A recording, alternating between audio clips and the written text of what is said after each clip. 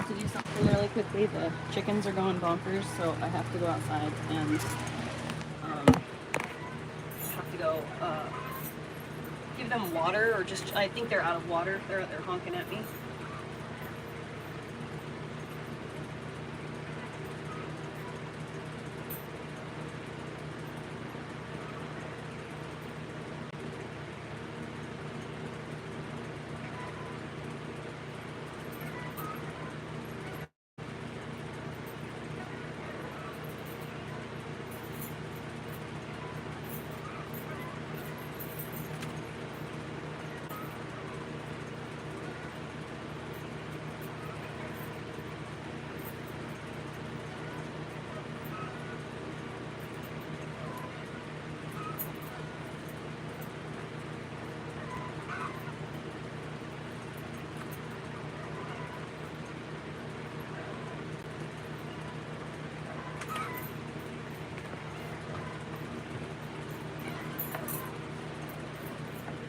I'm coming.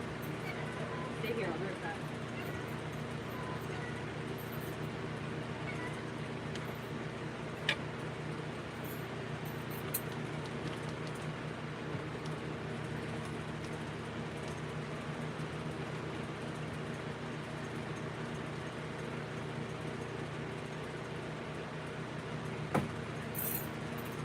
Okay. So I did it, Angelique. I started the GoFundMe. I posted in the community. I posted the link in the community. ChatGPT did a beautiful job. So, I mean, I literally couldn't have had a human being do what ChatGPT just did for me. I can't even believe it. I just told a story, literally what happened, and ChatGPT was able to put it all together and make it like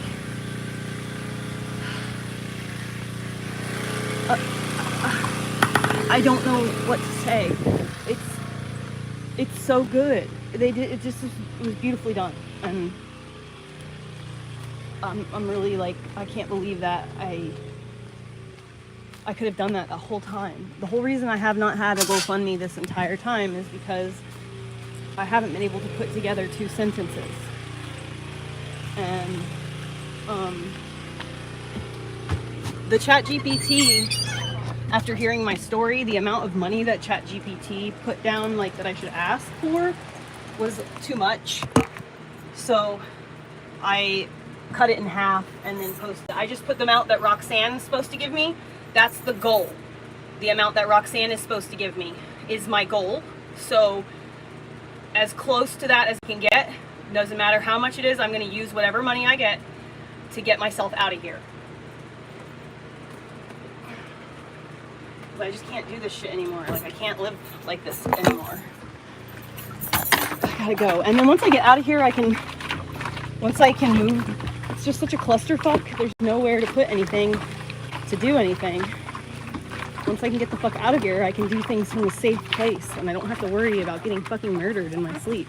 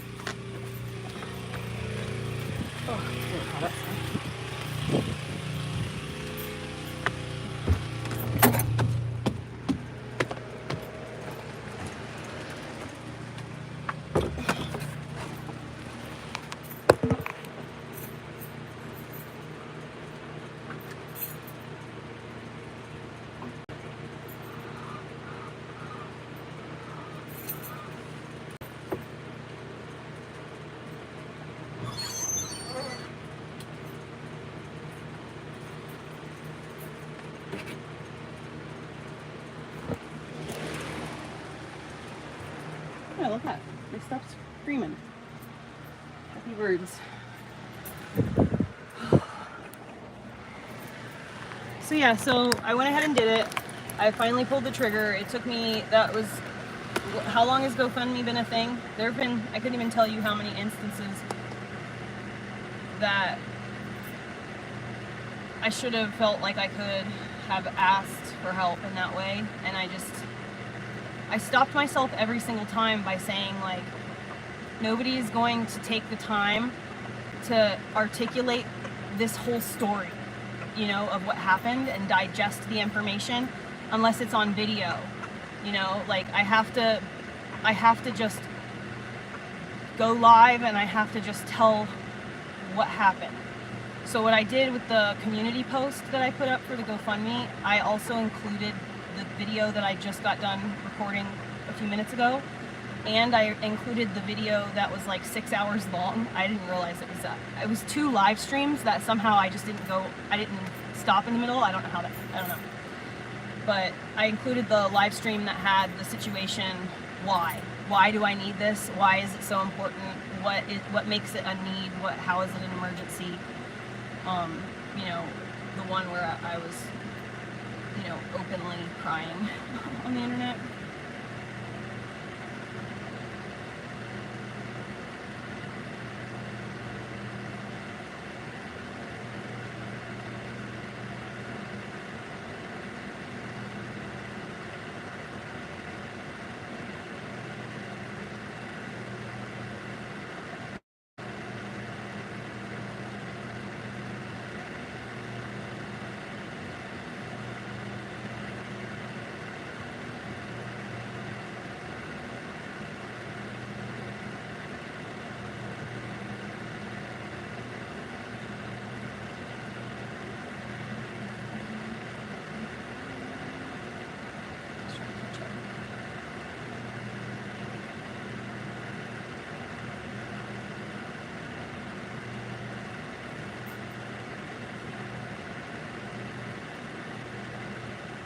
Yeah, so apparently you can, I didn't know this, but I thought so the reason I've never used ChatGPT before is, one, I don't really want to get in the habit of doing those kinds of things because everything you put into that machine, it's using to learn how to be superior. You know what I mean? Like, I just don't really want to feed the machine.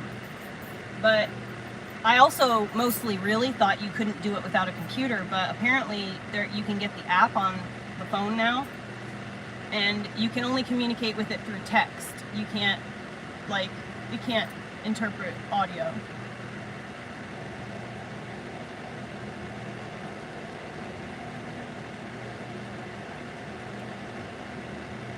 It's hot, dude. It's really good, right? It's really good.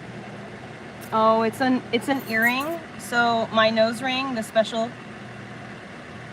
nose ring thing that has like a flat, you know, it has like a flat piece in the back so that you don't hurt yourself. It's like a flat with the stud coming out of it. I lost it, and so all I had was an earring, and so I put that in there. It's been like 6 months. I can't rationalize spending the money on the nose ring. It's a lot. And I just, when I have like $40 to spend, spending it on something that is jewelry for my face is the absolute last thing on my importance list. I need gas for my generator. I need food for my animals. I can't go spending $40 on a nose ring. You know what I mean?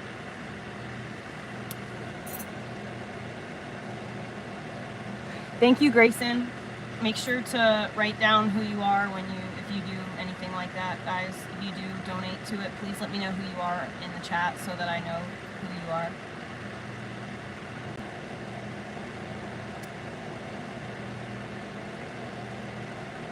You can go do it now, it's fine.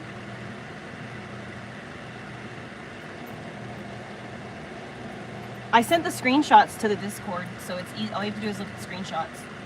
The only thing I changed was I added my name, Elliot's name, the dog, and the cat. That's the only thing that I changed that's any different on the actual GoFundMe page versus what's in the Discord.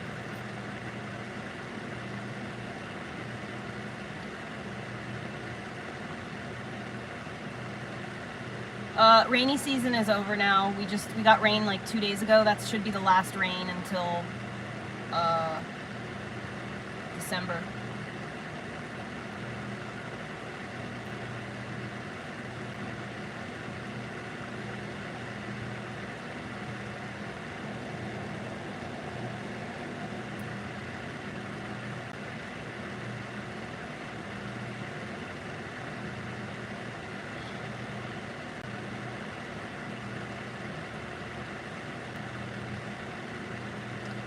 mentally exhausted at this point now. Like I like basically have to start up a whole new batch of energy to just start to like promote it and like make people aware of it and tell everything that's going on a regular basis, you know, so that people understand.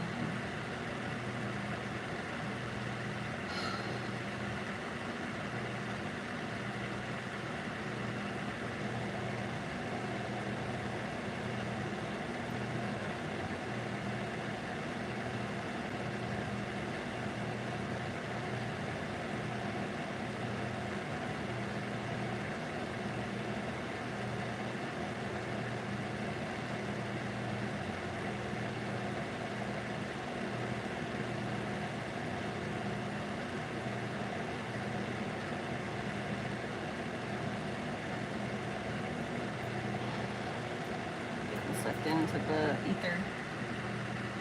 Yes, Alex. So I spoke to a lawyer this morning. They have to do like a conflict of interest check. And so they're doing the conflict of interest check, and then I'm scheduling an appointment. And then I spoke to a real estate agent this morning to see what my options would be just at all outside of the legal realm, you know, like what could potentially be done by a real estate agent. Like, is this something that could be simply handled by a real estate agent, or is this something that absolutely needs a lawyer for? You know, like, where are we at? So I'm just at this point trying to get the information. The lawyer told me that the initial meeting is just under $300.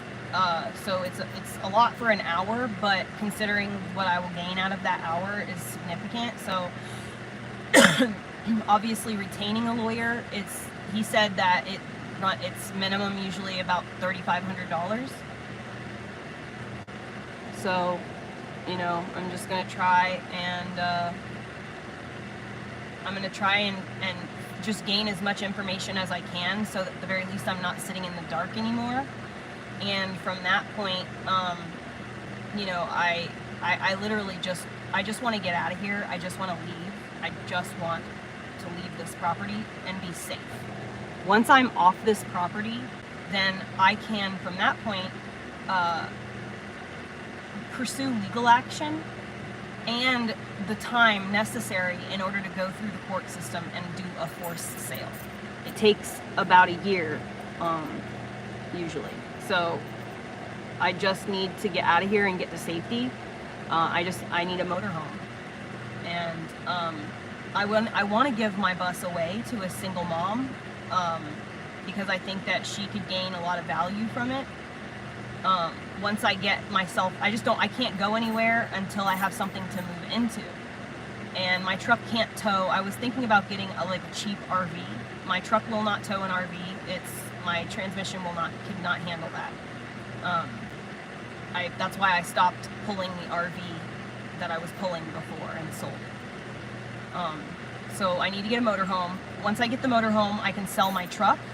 I can either sell my bus or give it to the girl, which I'm leaning more towards selling it now, just so that I can have money to do the legal stuff that I need to. But I have to move somewhere first. I have to physically get from here to somewhere, move all my shit there, so that I can, from that point, not be within eye shot of the person who has the most to gain from my death. Because as it stands right now, if I were to die, she would inherit 100% of the land, and that would be all she wrote. So I have to stay alive. It's imperative that I stay alive. And so that's what I'm going to try to do, is I'm going to try to get enough money to get a motorhome so that I can put all my shit in it, I can drive away, and then I can hide, literally hide. You can't search me up, you can't find me, I'll just be floating, and I won't be able to be found, and I can do whatever I need to in order to, you know, protect my asset.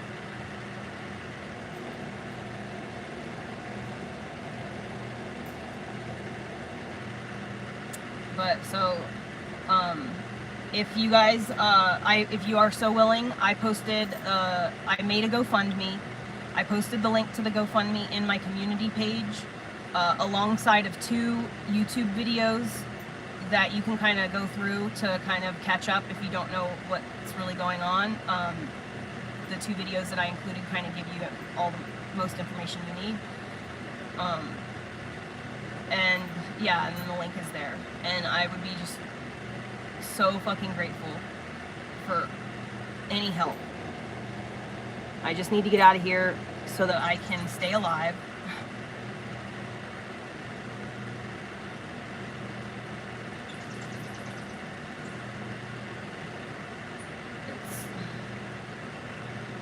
I'm like worried for myself, you know, even outside of the fear that she could do anything to me. I just honestly do not know how much longer I can fucking endure lugging 5-gallon jugs around and filling up generator and doing all this alone. I just don't know how much more I can take. I really just don't know.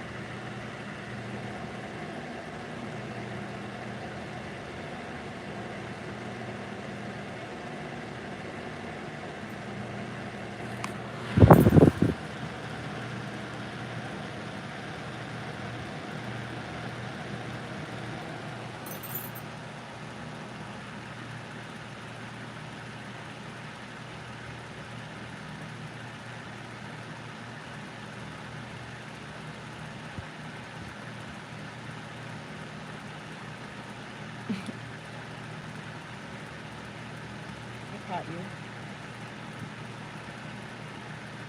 You're being cute. You're so cute. You can't be sad with that face. And like, look how hot it is. Like, we're literally here miserable, dying in the heat. I can't take my dog anywhere because I can't leave this property. My dog also will not get in the truck. Oh!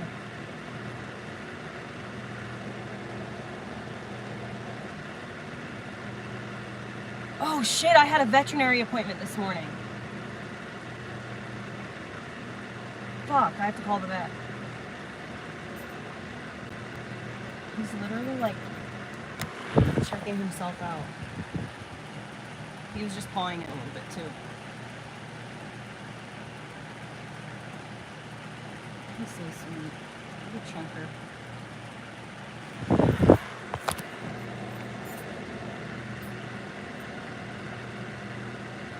That like had palate cleanser for a second there.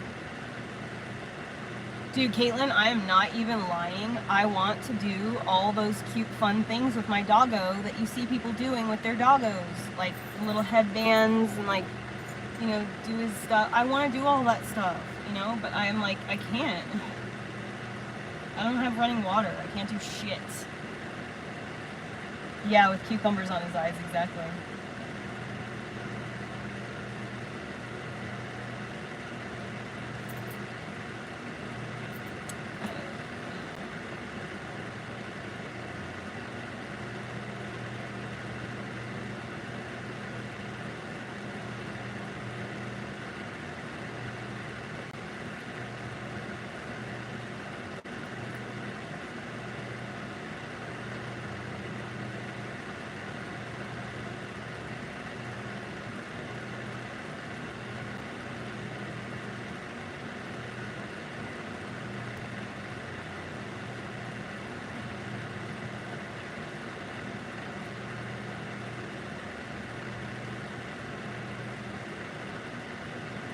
You better not be chewing on that.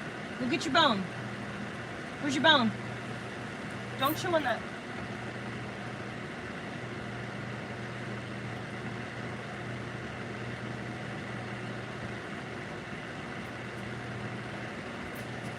Good boy.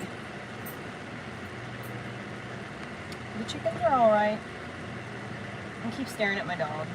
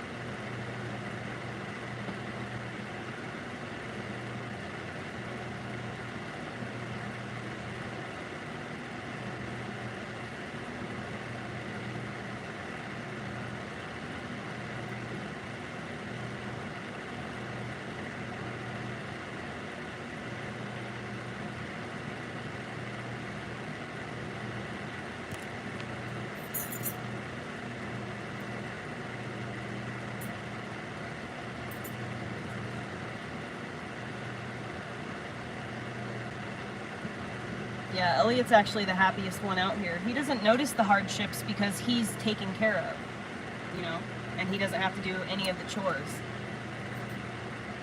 It's my responsibility to make sure that everyone stays alive, and I was never supposed to be doing this alone. I gave half of this land to my best friend and was betrayed by her for her own selfish needs, I guess. The deal was, I had the money to get the property, and I wanted to have a community of women around me. So I invited moms, single moms, to come live on my property for free. They don't have to pay no rent, no nothing. I'll get all the property, I'll figure that out. Just come live with me. Let's homestead together. Let's have garden. Let's build things. Let's do things as independent women and raise our children correctly in the ways that it was meant to be. It takes a village to raise a child. We need each other. And so I'm trying to provide that. On the day that we signed the title, she decided she didn't want a mom community. And, oh, sorry, Heather, were you going to count on me to help teach you how to garden and figure all this out? Well, you're alone now. You have to figure it all out by yourself. So I went on day one. I drove here with my heart so full because I was joining the team. I'm showing up to the property. We're joining the team. We're starting the mom community, only to literally pull up and realize, oh, in fact, you're by yourself now. You don't have a team. No mom community for you. It was the most heartbreaking thing that's ever happened to me in my entire life.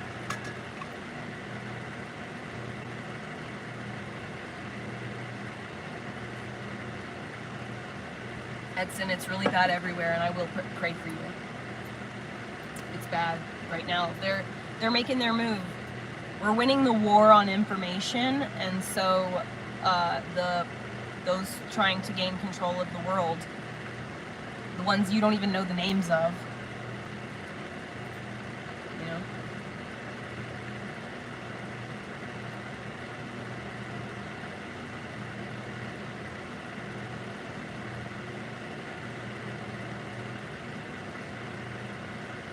Yeah, Caitlin, those are expensive though, and I already had a bus. So I just drove the bus on the property. I planned on doing those sheds and yurts and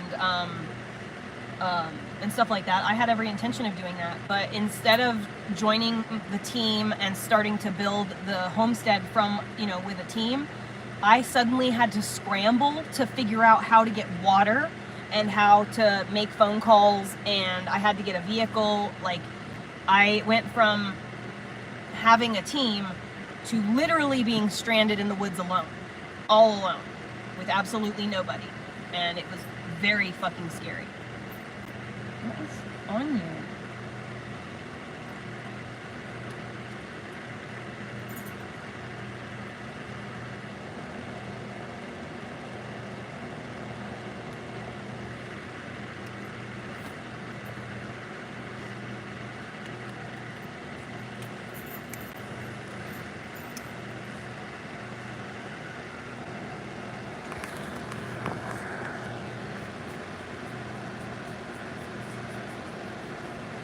Not in the mood.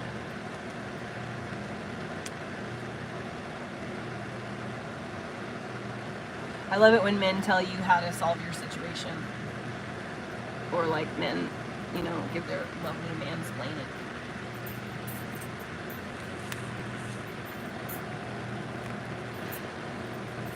Money, my love, what's going on? What is on you? What did you get into?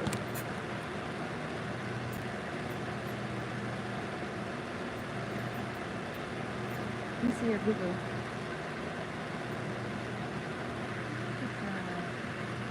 All healed up.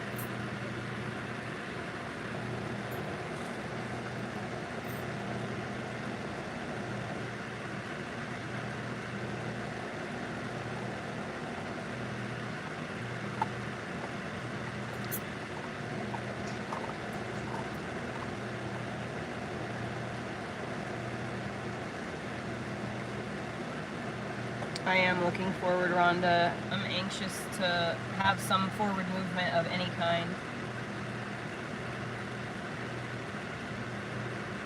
It's just been 3 long fucking years of just trying to figure out how to survive and try to still be able to help single moms, like after Matthew died, I felt like an even stronger sense of like, I'm gonna do this for him and in his honor and his memory, you know?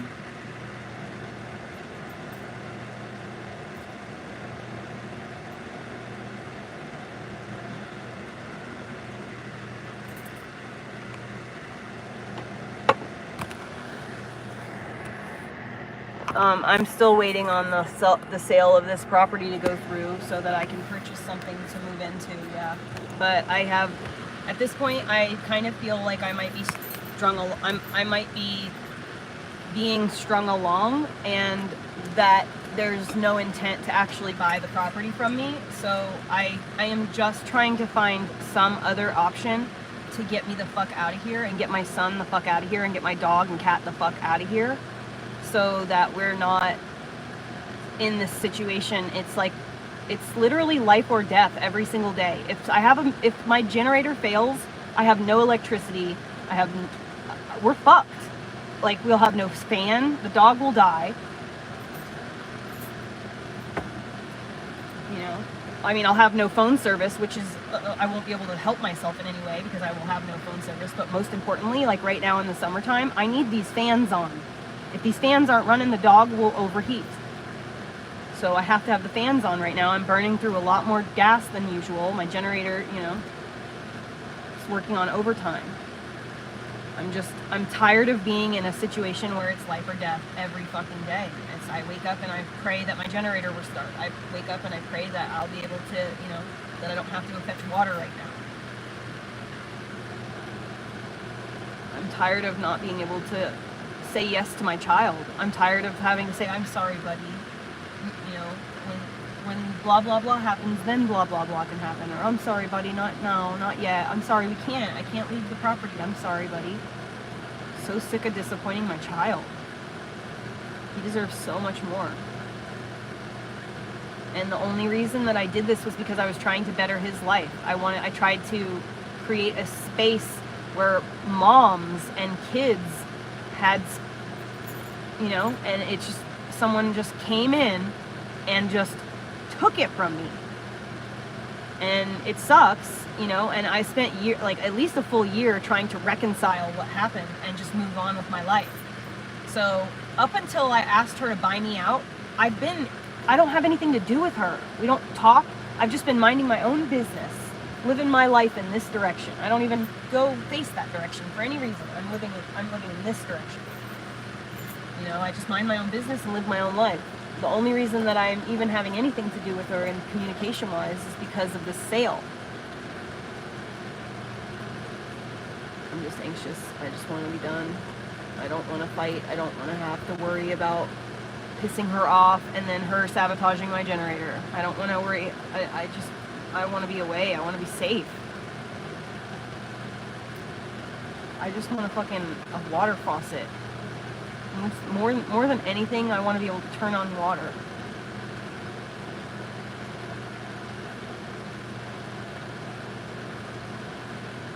And I just I can't believe that people are manipulative and do things with their own selfish needs in mind really do succeed.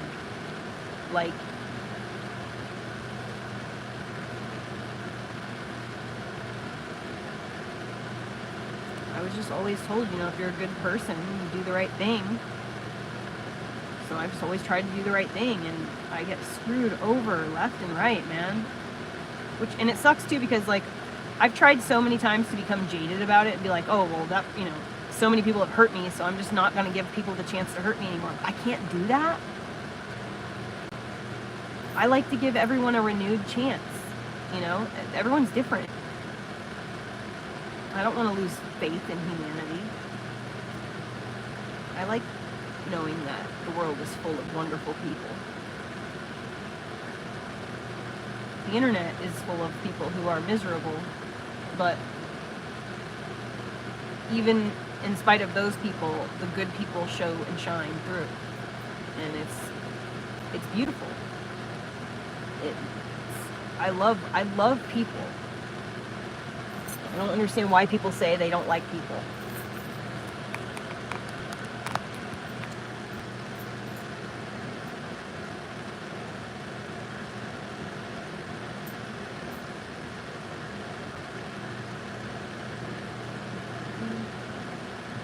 Yeah, you can post it. That's fine.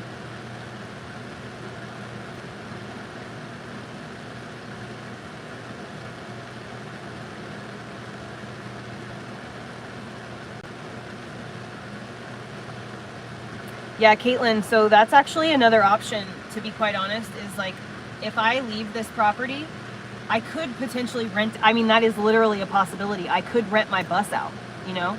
And I could conveniently rent it out to someone who wouldn't put up with any garbage, you know what I mean? I just gotta get the fuck out of here. I have to get out of here. I just don't know what else to do at this point. I don't have anyone who can physically help me in, you know, everyone that I love is hundreds of miles away.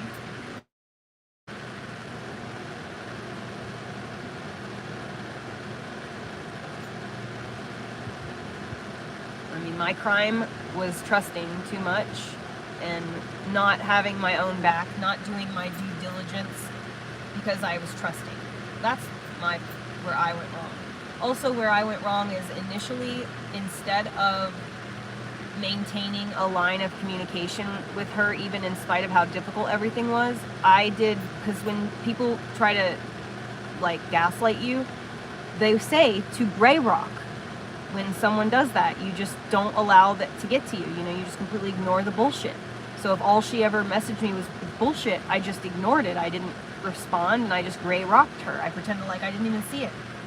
And all that did was add fuel to her fire, where she felt at that point she was, you know, had the upper hand. And it's mostly just that I just wasn't interested in arguing and being gaslit. So I just didn't participate in parts of the conversation where I was being gaslit. I did not acknowledge their existence. No, it was not a lesbian relationship at all. She was my best friend. Not everything revolves around sex.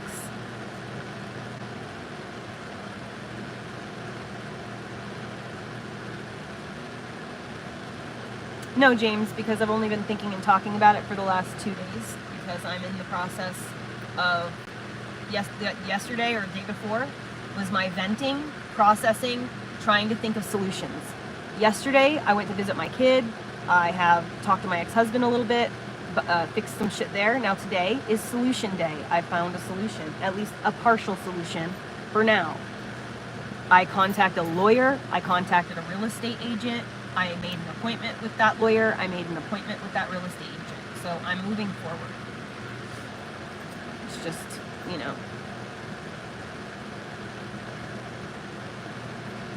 The healthiest option for me is the healthiest option for me. What I think is the healthiest, based on my personal experience, this is the healthiest option for me. If you don't want to see it, you don't have to be here to watch it. No one does. That's having responsibility for yourself.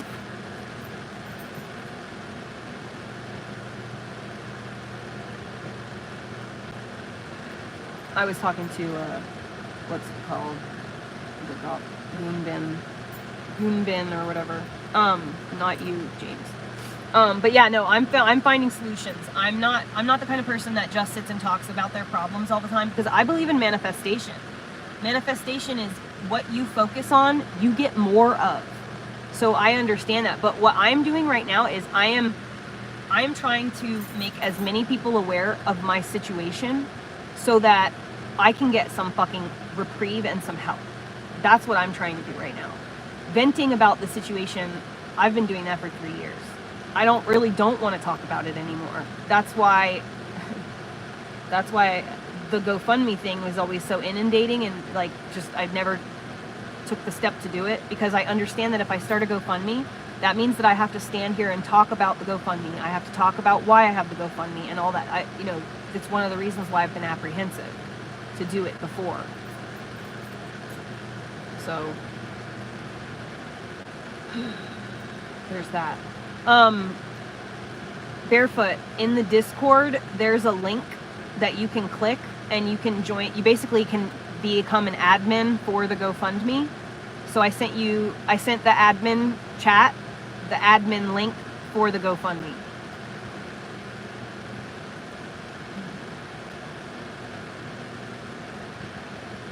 Dude, James, seriously, I was married to my husband for 15 years, and it's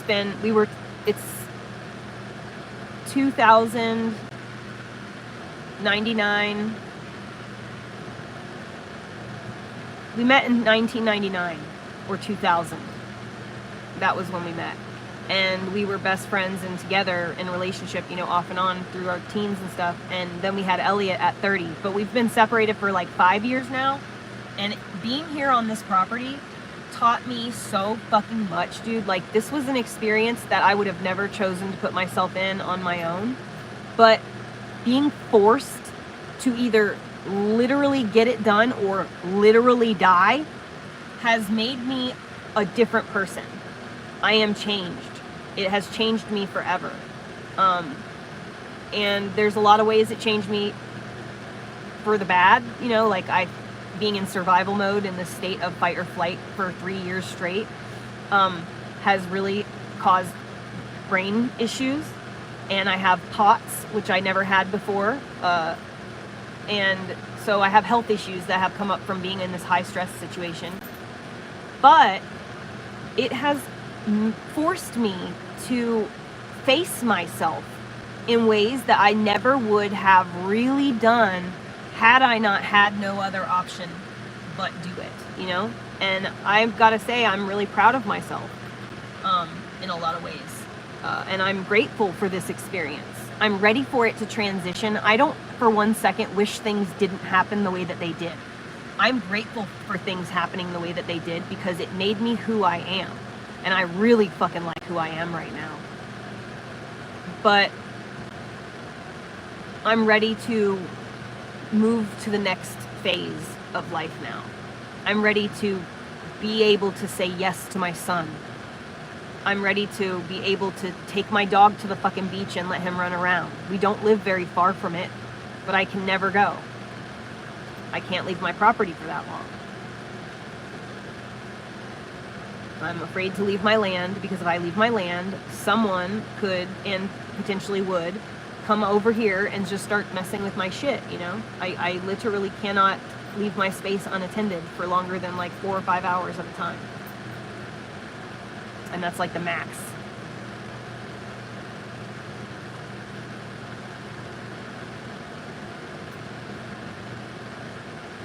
I don't know, D double, have you ever been out in the middle of the Oregon wilderness? Like the real middle of the woods?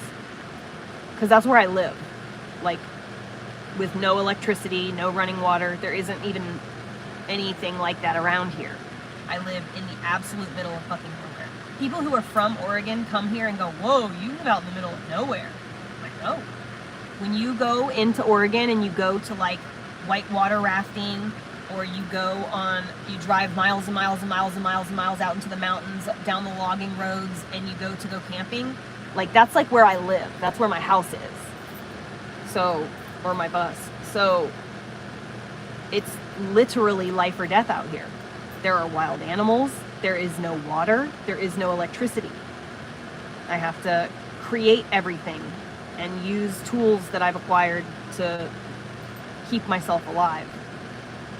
And I almost died in February of 2022 of severe dehydration. I cried every single day, and I was using a wood-burning stove, and I'd never used a wood-burning stove before. I didn't know that you're supposed to keep water on the stove. So I almost died. The only reason I didn't die is because I had a friend come visit me, and she had just so happened to be studying what I was going through in her medical books, like right that day or the day before. She's like, dude, she's like, are you going through severe I think you need to go to the hospital. She's like, I think that you might be really sick, a lot more sick than you realize. And she was right. I went to the hospital. They kept me for 3 days. I was in kidney failure, liver failure. It was pretty gross, pretty weak.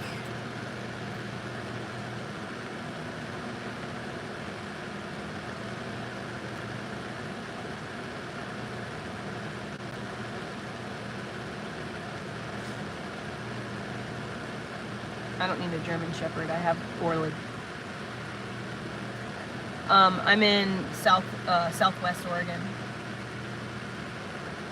I'm not able to bathe consistently. I have to do like, I bought one of these things, a Victorian bathing situation.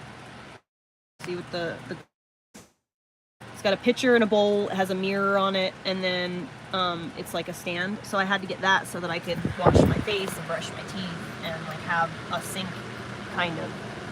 Other than that, I have to go to my neighbors in order to shower, or go to my ex-husband's in order to shower.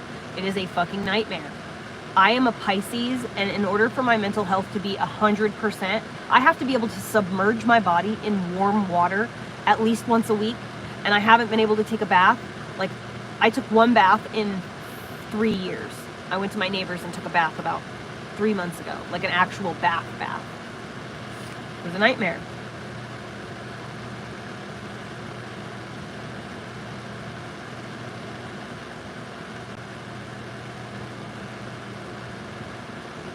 I mean, yeah, right, Trevo, I wish I had the ability that he does.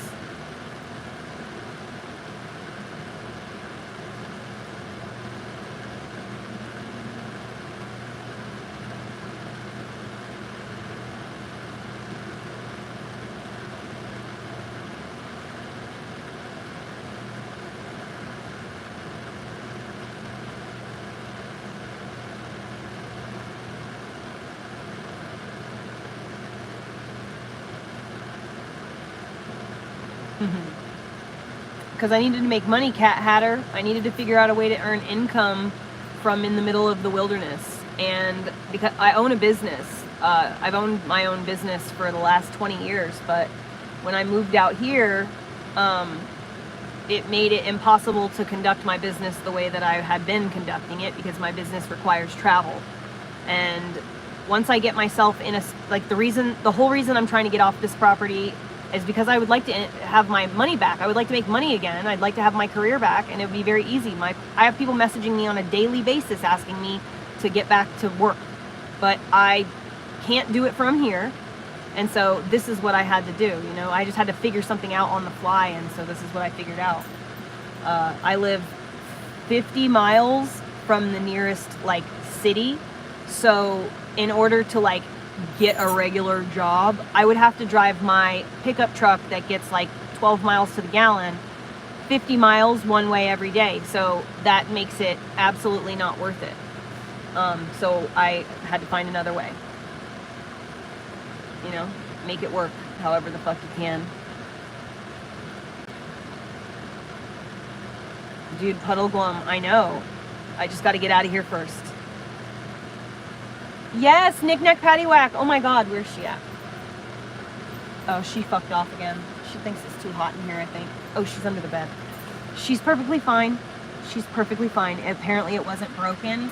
The puncture wound, she still has a little bit of a wound, because the nail went in her flesh and then created a tunnel-shaped wound, from where the talon punctured.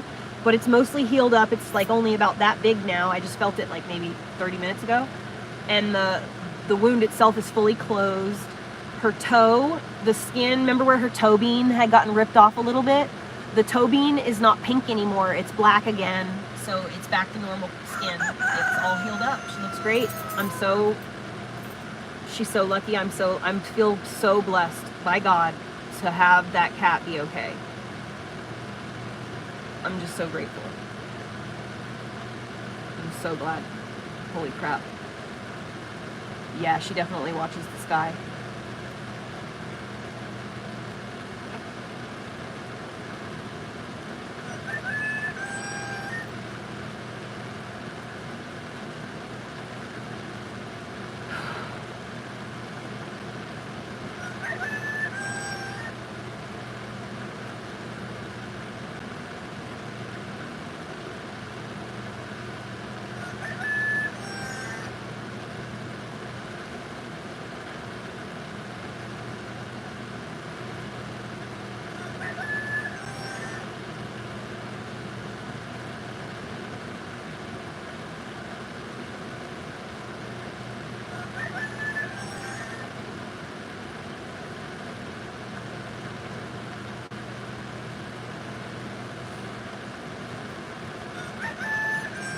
The biggest obstacles to living off grid is doing all the chores, all the animal husbandry, all the gardening, all of the building of infrastructure all by yourself. That's the hardest part. If I had a team of at least one other person, this shit would be significantly different, my situation. But unfortunately, you know, it just hasn't worked out like that. So there's a reason God wanted me to go through this. There's a reason why I had to go through this experience by myself. Like, there's a specific reason for it. So, and I mean, who knows? Maybe the reason why the sale hasn't gone through is because God is trying to keep me on land for World War III, you know? Who knows?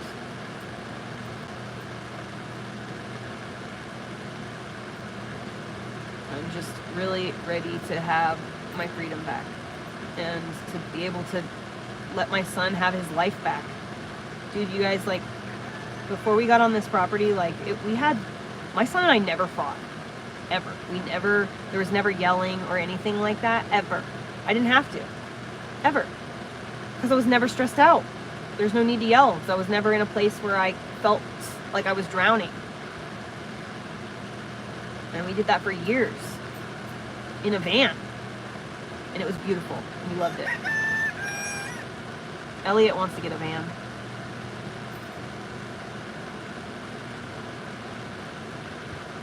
I have a very close relationship to God.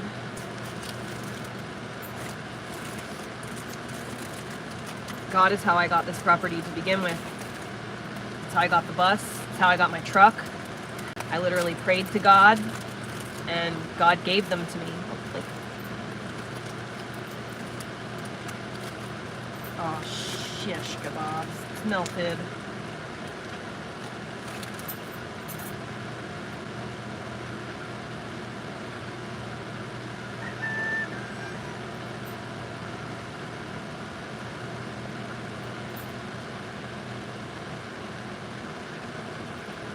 The ideal would be to give my son an off-grid existence.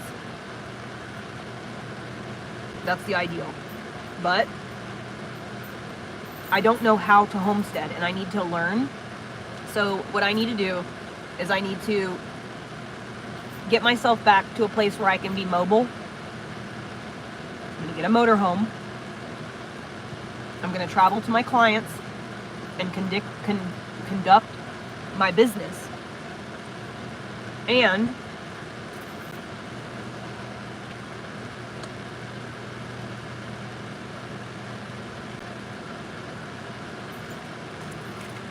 I can learn by traveling to other people's homesteads. For example, do you guys watch Will Survives? Did you see what Will Survives is doing right now? How he just went to Narrow Way Homestead with Nate? I want to do like that kind of thing, but not permanently. Like, I don't want to go there and then expect Nate to provide me with a house and like try to like, I want to go there and just work. I want to just go stay there for like 2 weeks and just help him do jobs for free. I don't want to get paid. I just want to learn. I just want someone to teach me how to do this stuff so that I can do this again in like 5 years and I won't be completely inept.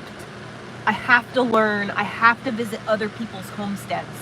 I've never been to anyone else's land before. So I just was like, I'll figure it out. You know, and I had a teammate.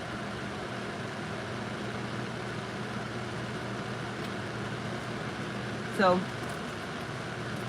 I never thought for a second that I would fail at this. Everything I needed to have, I had. That's what I thought.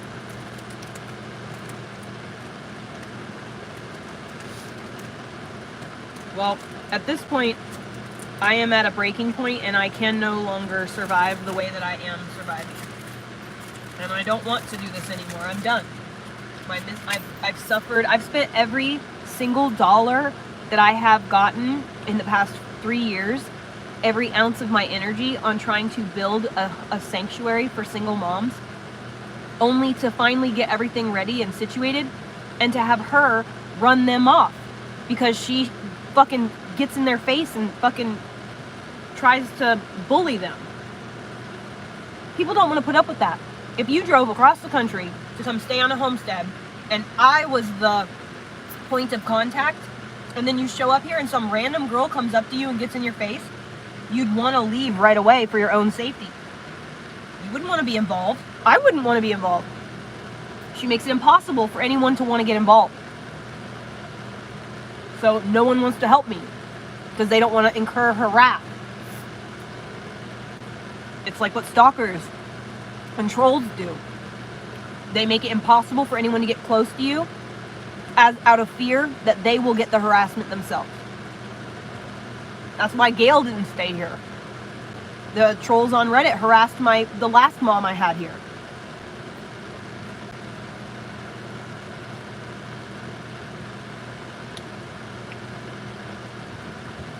Can't win for losing.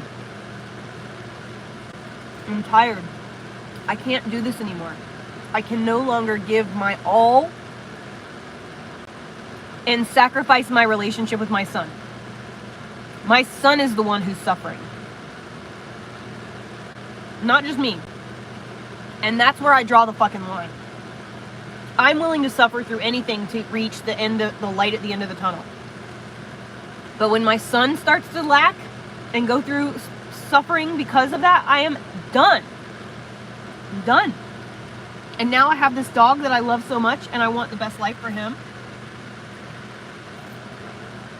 I can't do this anymore. I literally can't live like this anymore.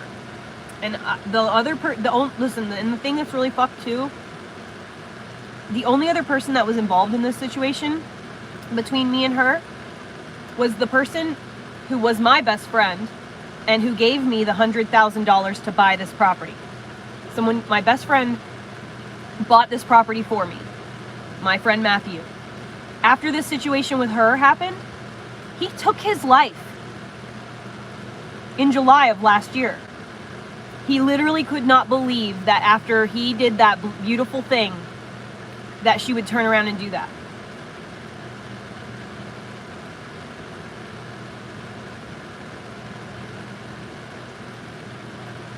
And I understand why he did it.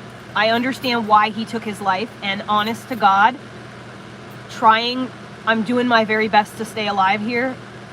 Only thing that's keeping me going is the fact that I love my son and I don't want him to be without his mom. Because I don't want to do this anymore.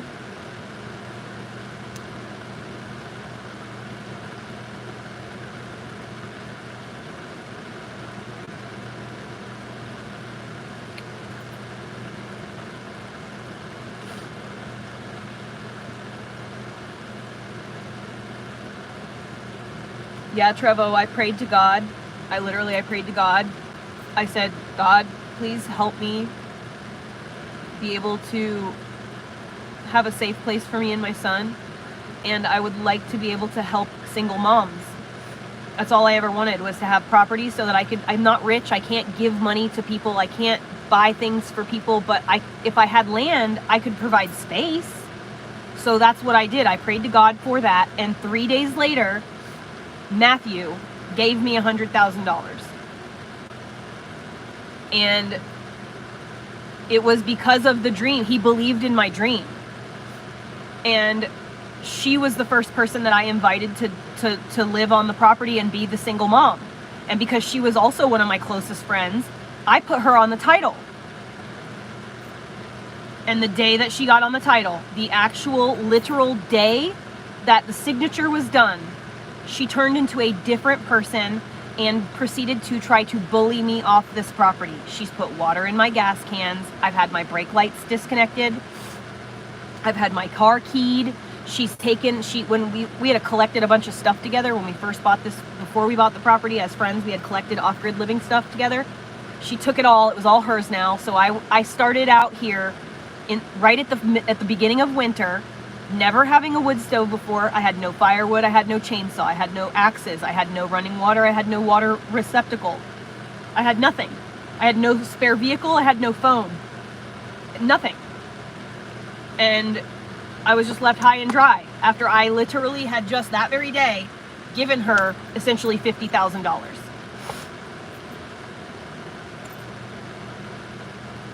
I can't believe that someone would do that.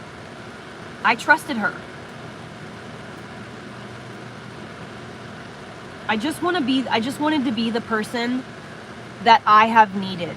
Like, I wanted to do that for her. You know, I wanted to be able to give her this opportunity so that she could then make her life the best life it could ever be. And we could raise our kids in the healthiest mental state. Boys that are self-sufficient and can build things and are exploratory and like, it's the dream. Living on a homestead with people like you. And like the day it was like the most disheartening thing, dude. Like literally, I was so excited driving my bus to the property after we signed the title. You know, we can move in now. I'm so excited. I'm thinking of like all the things we're gonna build. Da, da, da, da, da, da. And then like I literally like basically pull up only to find out, oh no, sorry Heather. Did you think that this was a team? Sorry, bye. Not you. No, we're gonna team up, but you can't have, no. Oh, no. I met this guy off the internet. He's my teammate now.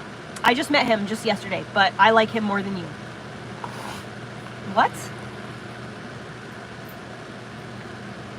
I just gave you half of them. God literally answered a prayer for me. And I shared it with her. It just blows my mind that someone would do that. It literally blows my mind.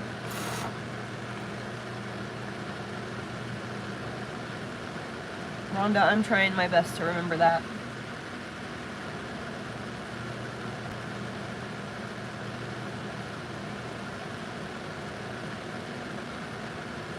If she gives me $28,000, yes, I'm just going to tuck and roll and she can have the property. But the reason I started the GoFundMe was if I can get the money that she would be paying me somewhere else, like if I can acquire that money and I can get the motorhome that I was gonna, then I will not just roll over and let her take it. I will fight her in court, and then I will have the property sold, and then we'll split the proceeds evenly. I would never do anything to try to take away anything that wasn't her share. Like she's gets 50%, you know, like I'm not going to try to do anything unfair or anything wrong or vindictive. I just want to make sure that I'm also being treated fairly. And if she can pay me $28,000 to buy me out quickly, then that's the most logical route for me, because my freedom and being able to say yes to my son is worth more to me than $50,000 is, to be quite honest. So I am willing to take the $28,000 if it's easier and quicker to go that route. But I've been waiting now. We agreed on $28,000 and talked about it now over 2 months ago. So now I've been waiting for 2 months. Every day that goes by, like I message her, a couple days will go by, I'll message her, and oh, not now, sometime maybe in the future. When? I need it. I want out of here now. I'm not going to wait. I can't do this. If you're going to buy me out, then we'll buy me out. But if not, I can't be strung along like this. I've already been betrayed by her, and I'm allowing her to have control over my situation right now. And that's not going to, I can't allow that. I can't, it's not, she does not have my best interest at heart. At all. At all. No, you can't split the property. But tooth and nail, Chrissy, I literally do not have anything. Like, what am I going to fight? I could sit here and protest. That's literally about it, you know?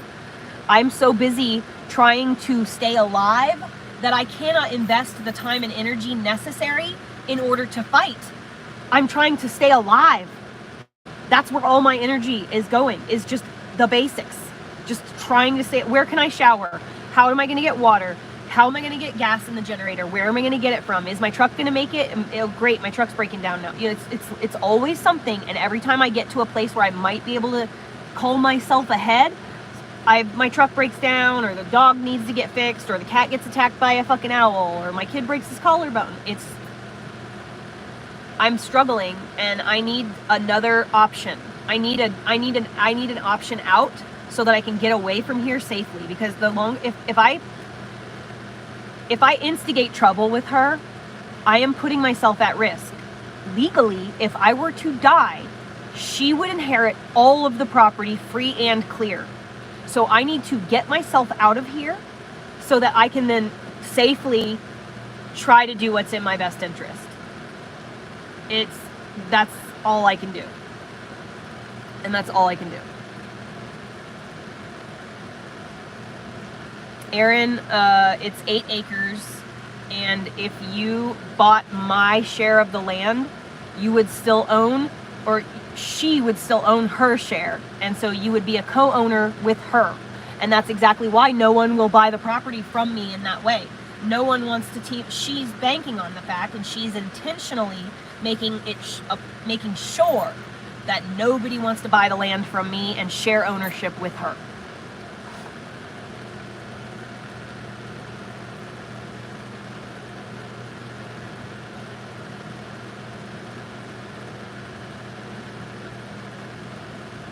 Trevo, I reported it, but how can I prove it?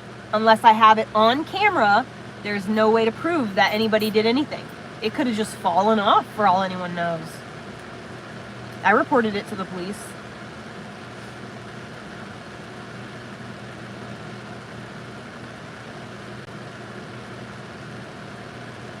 The GoFundMe link is on my community, and my mod can post it in here in the chat.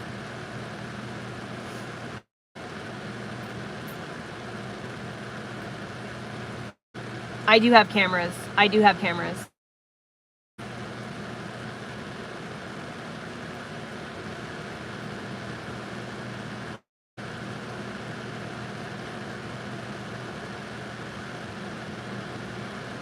I reported my brake lines, my brakes being disconnected when it happened like a year and a half ago.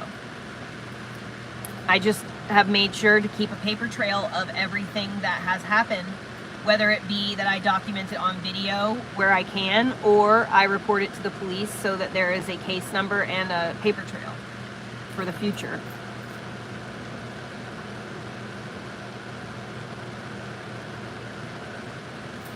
No, because it was before that I had my cameras. I've only had the cameras for a little while. It took a long time to be able to afford cameras. There's the GoFundMe link in the chat now.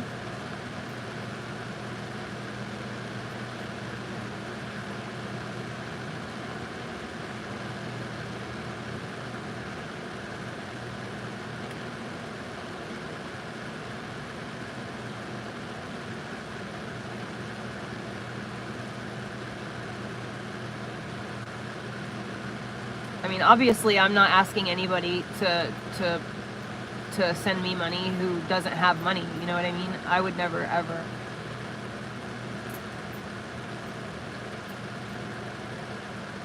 I don't want anyone to put themselves in a negative situation. But I've got to try every single option that I have at my availability at this point. And I've already been not wanting to start a GoFundMe for, like, this is the first time I've ever done it, you know. And there's been other situations in my life where I really could have used it, but, or, you know, tried to utilize the situation, but I have not, and I'm already uncomfortable about it all anyway. But I'm just gonna, you know what do I have to lose? Like, if no one fucking donates, then what do I have to lose? Absolutely nothing, because I'm already in that spot right now. So if I start the GoFundMe and I actually get help, that's a benefit. That's awesome. If nobody donates a thing, then I'm in the exact same spot that I'm in right now. So it changes nothing. So why not? Why not just do it?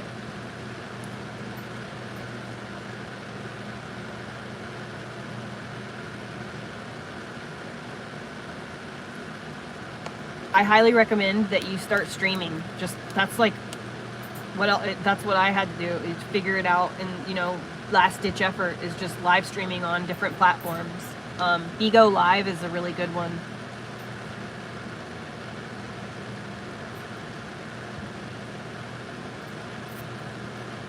And prayers are free, yes.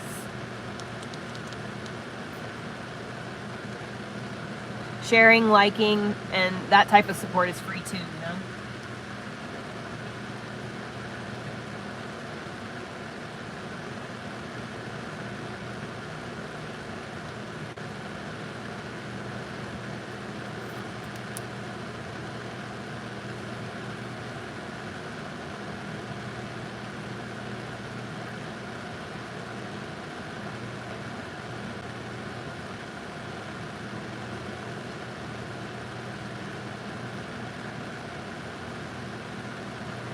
Waiting sucks.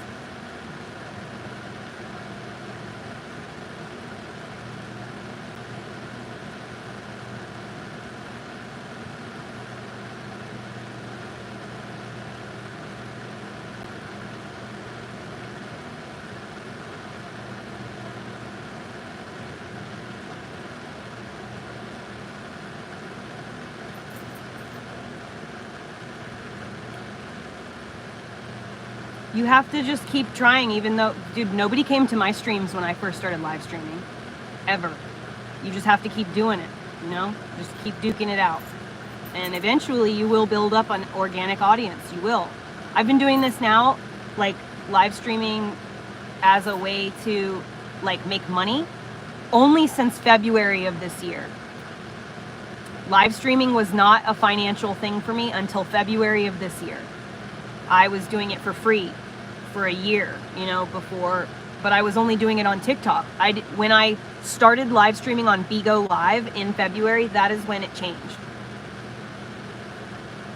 Because Bigo Live is specifically, a host viewer. It's not like a social media app in the same way that like TikTok is. It's a live streaming app, and the people who download the app as a viewer understand they are there to, you know, the person who's live streaming, it's their job.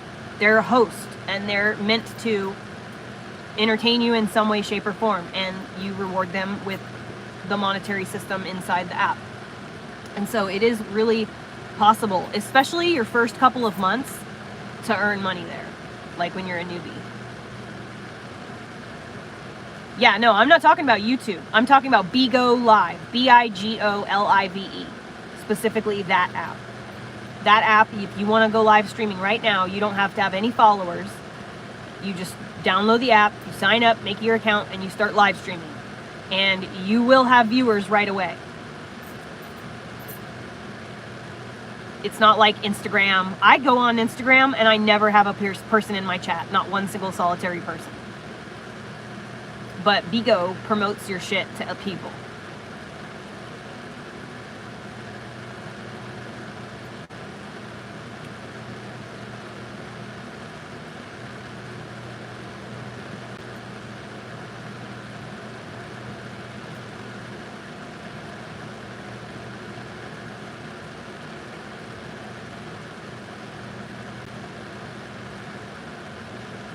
Thanks, Core. I appreciate you.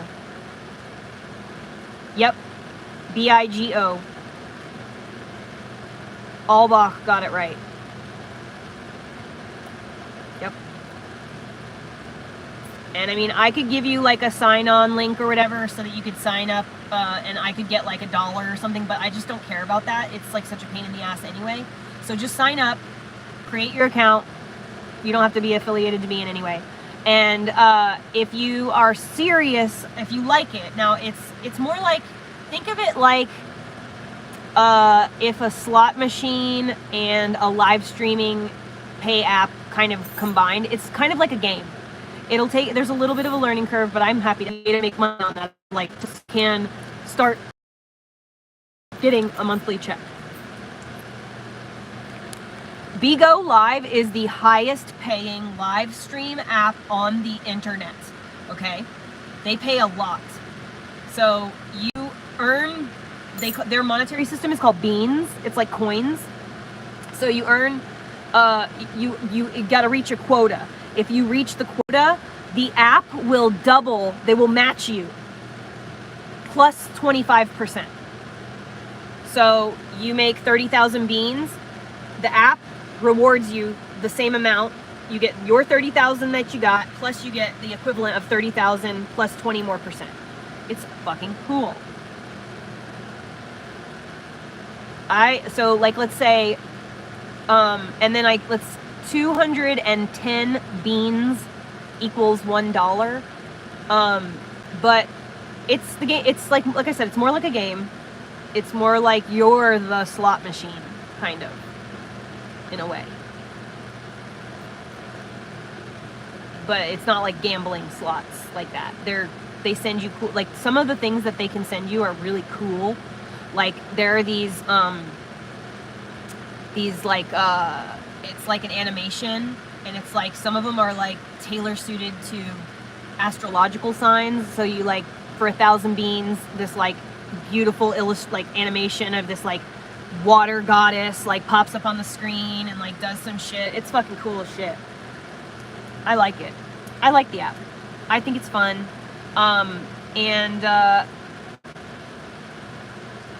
You can do really well on that app, dude. People make, the highest paying people on that app, I think, make like $35,000 a month. So the potential to make a significant amount of money is there.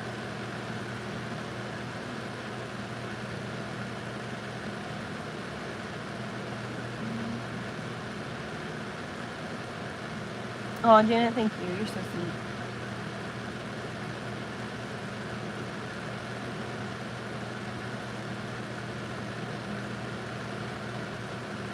Okay, cool. Find me, when you go on there, just find me, add me, and then message me and let me know that it's you. And I'll add you. It's B-I-G-O. Bigo. No, they're not signs of the devil, but you're obviously unhinged by your comments, Liverpool guy. You're obviously like fanatically religious and unhinged, so we're gonna continue to ignore you until you annoy us to the point where we time you out of the chat.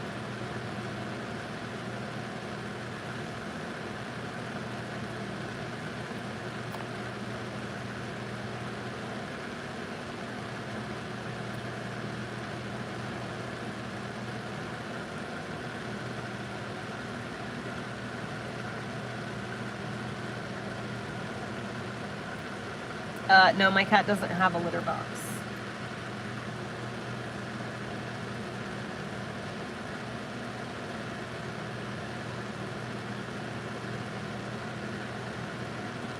Because it's not reality and I'm not getting offended. It's just annoying. And it's my chat, so I can decide to remove someone who's annoying. It's just when you're that wrong, it's annoying.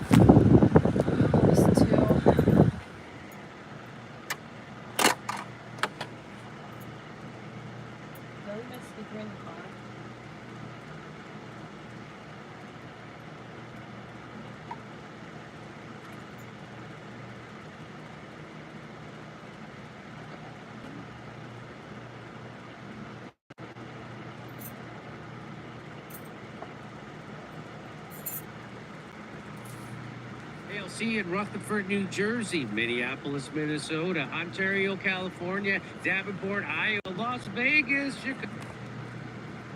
Go to jimmydore.com for link for ticket. There's this article by Elon Hong, the CNN legal commentator who followed every twist and turn of the Trump trial and formerly worked with Alvin Bragg in Manhattan DA's office, is totally devastating as to the due process violations of this prosecution, particularly this stunner. And he says this, so I'll read this to you. In his commentary, the legal analyst stated he respected the jury's verdict, but accused District Attorney Alvin Bragg of bringing an ill-conceived, unjustified mess of a case before an explicitly anti-Trump judge. Prosecutors got their man, for now at least, but they also contorted the law in an unprecedented manner in their quest to snare the prey. Honig wrote, summarizing the case, and here it is. Most importantly, the DA's charges against Trump push the outer boundaries of the law and due process. That's not on the jury, that's on the prosecution who chose to bring the case and the judge who let it play out as it did. The district attorney's press office and its flacks often proclaim that falsification of business records charges are commonplace, and indeed the office's bread and butter. That's true only if you draw definitional lines so broad as to render them meaningless. We do. Of course, the DA charges falsification quite frequently. Virtually any fraud case involves some sort of fake documentation. But when you impose meaningful search parameters, the truth emerges. The charges against Trump are obscure and nearly entirely unprecedented. In fact, no state prosecutor in New York or Wyoming or anywhere has ever charged federal election laws as a direct or predicate state crime against anyone for anything. None ever. So that's the CNN head legal dude guy over there. Telling you some shit you already Sorry, knew. guys. Wait, you're I had to take a moment. I have to eat some food. I'm starting to get really lightheaded. saying this case stinks? Can you imagine? Like, again, I'm not a Trump fan. I'm not going along with Trump. I'm not going to vote for him. But can you imagine being happy about this? That you guys have to stoop so low to get a political opponent off the ballot so you can deny democracy to people, because that's what this is. Yeah, no, you're not allowing people the ability to vote for who they want to vote That's for. the goal. And you have to bend the legal system into a pretzel to do it, and you're proud of that, and you don't think that's going to happen to you someday? Well, you don't think it's gonna get turned around pretty quickly because of just judging the flood of money coming into them after that?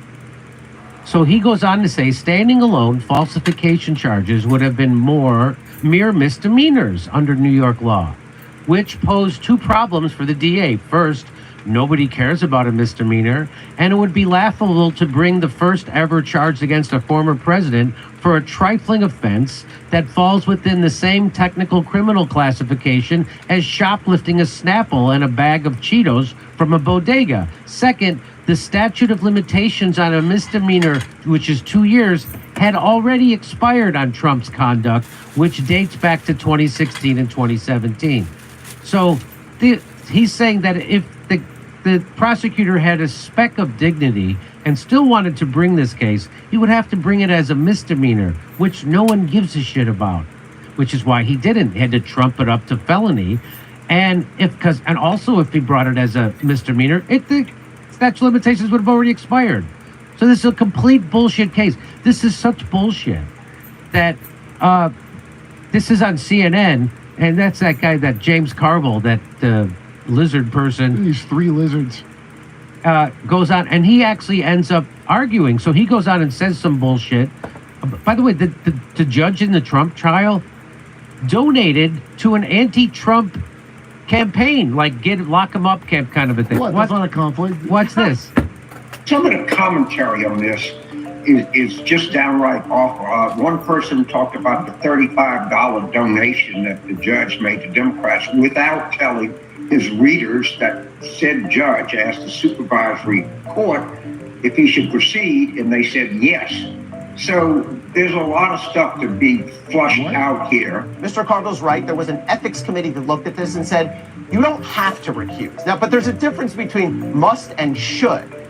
So he's saying that the judge in this case made a $35 donation to an anti-Trump campaign, and James Carville's saying, yeah, but the judge didn't matter, and the term about a judge, that guy didn't have to recuse himself.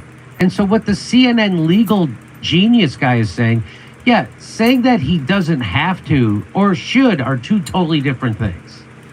So Also, let's say they said he didn't have to. That just means they're also corrupt. they're also corrupt. And That's I right. Snake.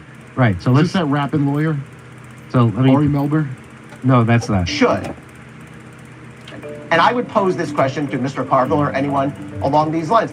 Would you be okay if in another one of the Trump cases, if the judge had donated a very small amount of money, $35, to MAGA 2020, Trump Forever, Resist Joe Biden? I don't think so. I don't think James Carville would be okay with that. And I think that's the principle here.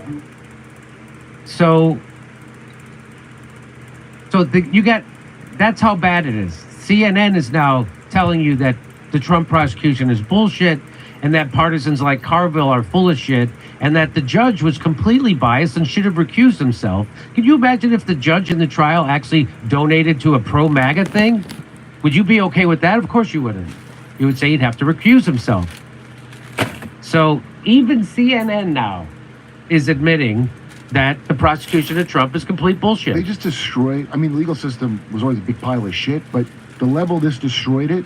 Yeah, Because just like January 6th, where they're like, they killed, these are the people that love cops. yeah. These are people that really respect and love police. You turn them into, they're cop killers They're now. cop killers, yeah. Trumped up charges, right? And then this thing, I guess the thing is just do as much damage, Neil Oliver said it, do as much damage as you can before you're kicked out. Hey, you know, everything's really expensive, and by the time you pay all your monthly bills, there's nothing left, so you end up swiping your credit card and trapping you in high-interest credit card debt. Well, guess what? If you're a homeowner, there's help. You heard that right. American Financing can help you. Interest rates have dropped into the...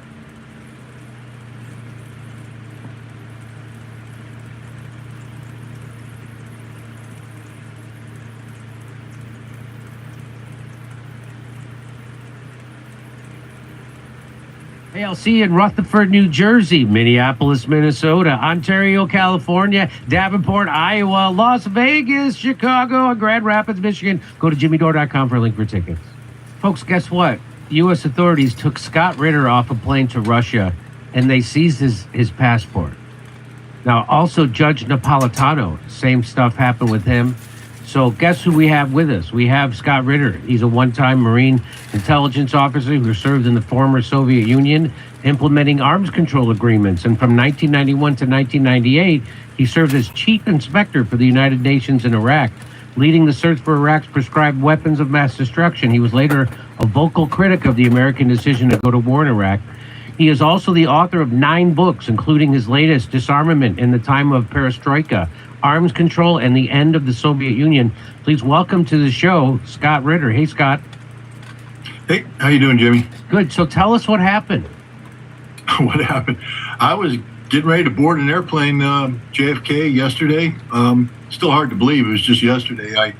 Just so the audience knows, this wasn't just any trip I was going on. This was to go to the St. Petersburg International Economic Forum, where I was to participate on 2 panels, hold meetings with officials, and then go on a 40-day tour of Russia to make a documentary film designed to help promote better relations between our 2 countries and avoid a nuclear war.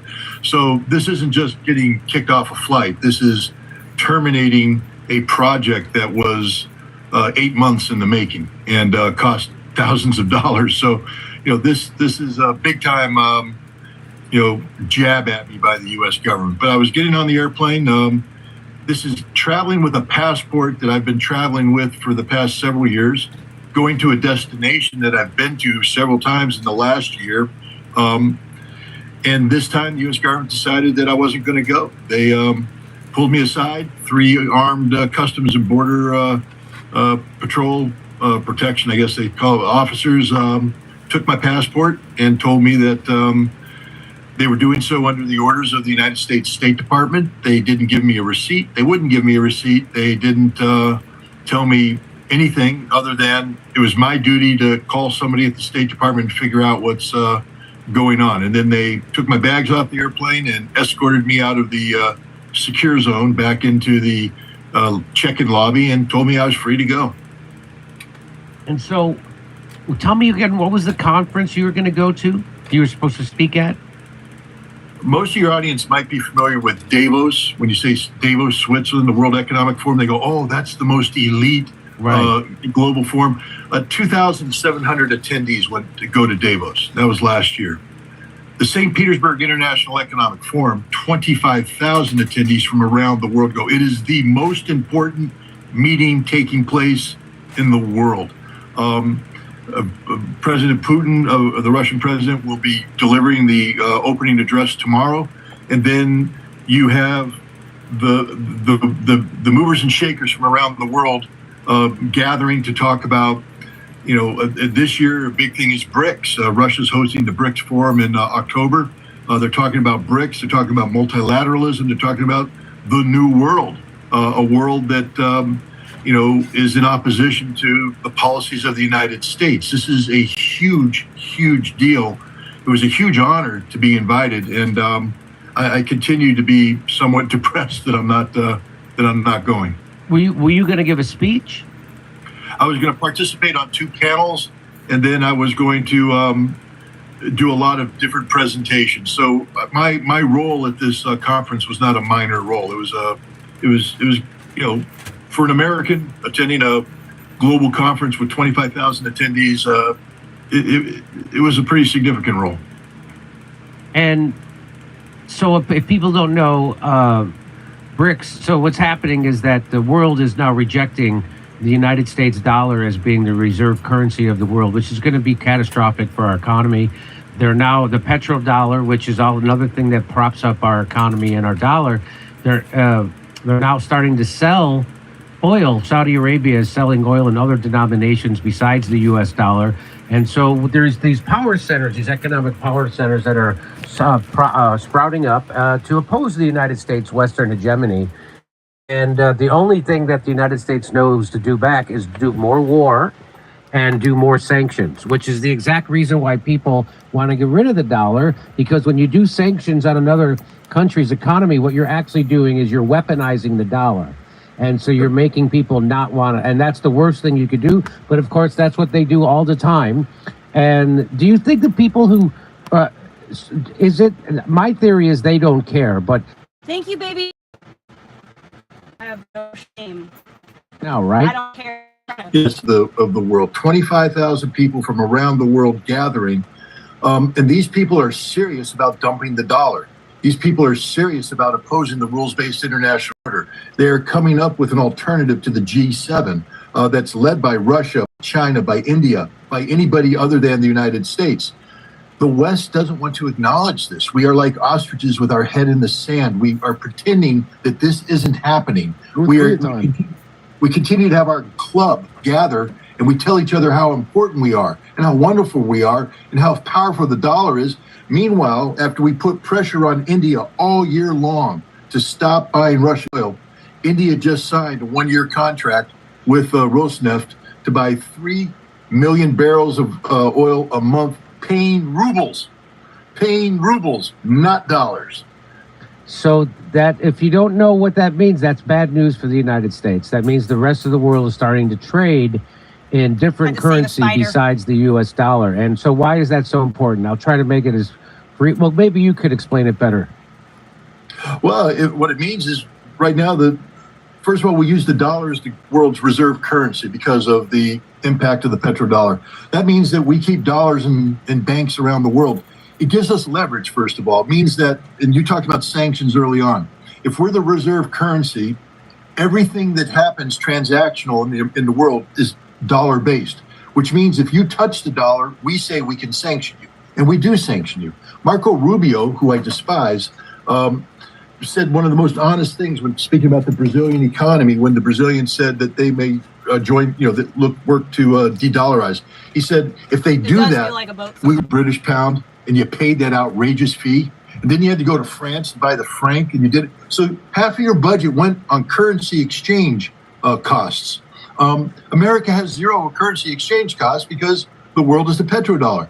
The rest of the world has to buy the dollar. The rest of the world, there's friction there. We are frictionless. It amounts to literally hundreds of billions of dollars a year in free, in free monetary economic activity. We're going to lose that when they dump the dollar. And then what do you do with all the dollars?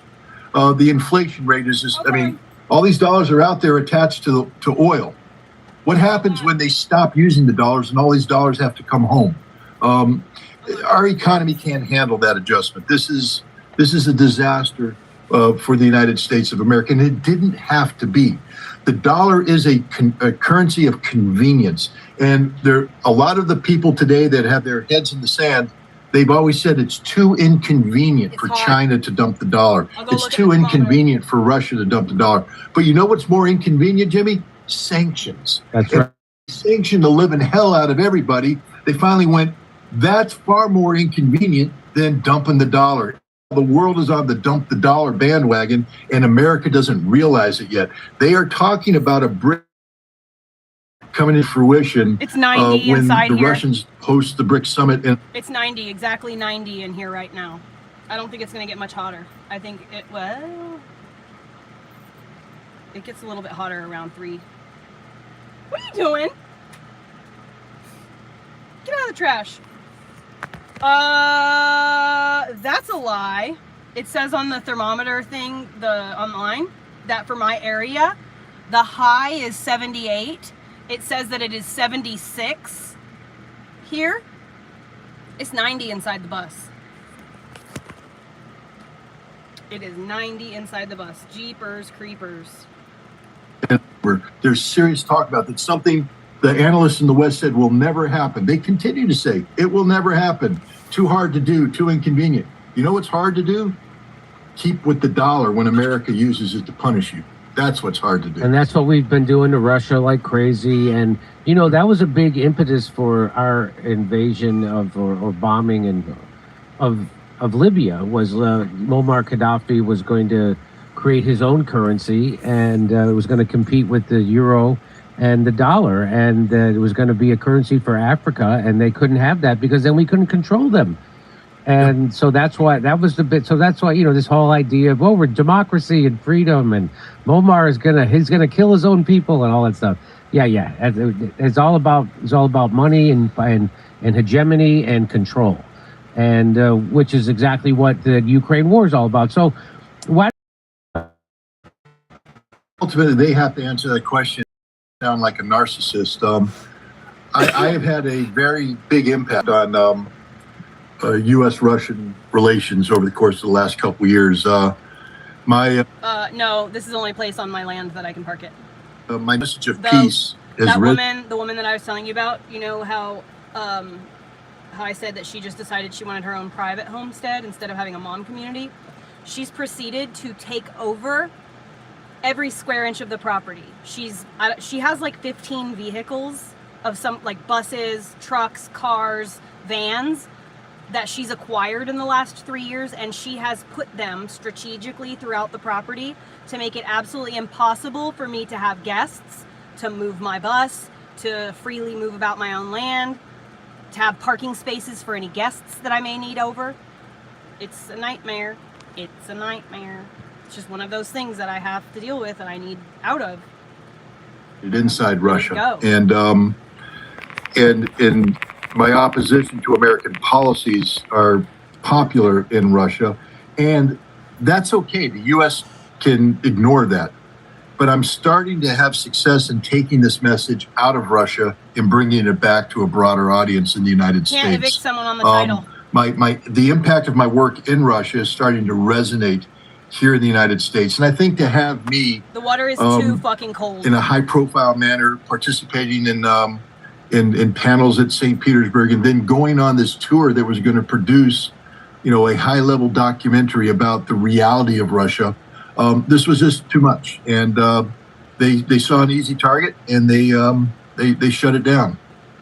So it's just part of more narrative control. That's it, right? Because that's it. There's no other explanation. As I said before, I've been traveling to Russia. I mean, why didn't they pull my passport the first time I went? That was in May of last year. Why didn't they pull my passport when I traveled again in January? I came back from Russia having traveled to Crimea and the new territory. So there have been a couple of offers for the bus, but because Roxanne and I because the girl and I had come up with an agreement on the property, and that I was going to sell it to her, I was going to donate my bus to a single mom who is really struggling, and she could really use like a free place to live, and it would change her life. So I wanted to give my bus to her. Oh yeah, she's violated all of our terms, yeah, without like beyond, but I can't do anything about it if I can't get a lawyer. I can't get a lawyer until I leave this property, because if I start the legal process while I'm still here, I'm at risk. I'm at risk. 100% at risk. So I need to either be patient and like trust that she's gonna actually buy the property from me, and that she's not trying to trick me, and that, you know, it's not a plan to make me, you know, take a less offer. What I think she's doing is making me suffer, knowing I want to leave, and she's intentionally trying to make it so that I will accept $15,000. She wants me to accept $15,000 for this property, and I will not accept $15,000 for this property when I should be accepting $50,000. I'm willing to take 28 just for the process to go by smoothly. If it's not going to go by smoothly, then I need to get a lawyer, and I need to take the long road, and then I need to get $50,000 for the property in that case. I very much believe in God. I'll be right back. I gotta pee.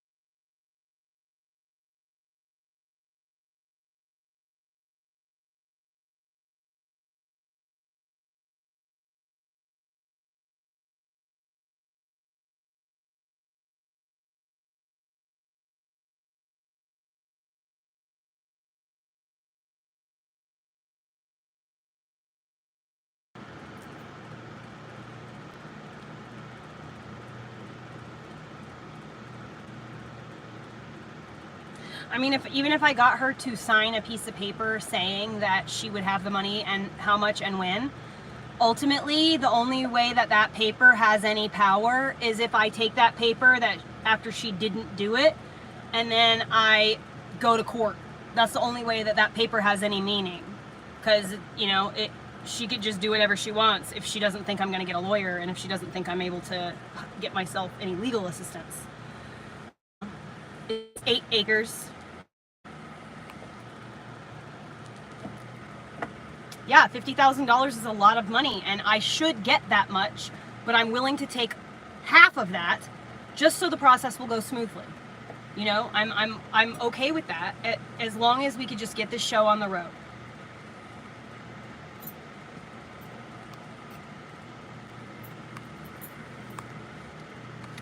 But if the show's not going to move in any direction, I mean, right now, the state or the county has, you know how you pay taxes or whatever on your property?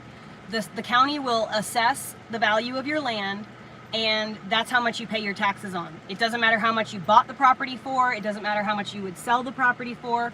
What matters is what they assess it as, and that's what it's what you pay your taxes on.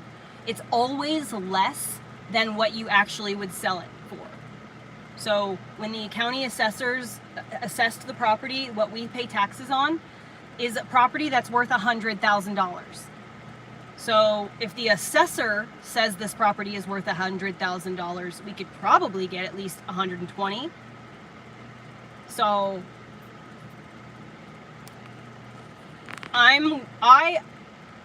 when the property was purchased, it was purchased for $90,000, and that is why I asked for $45,000.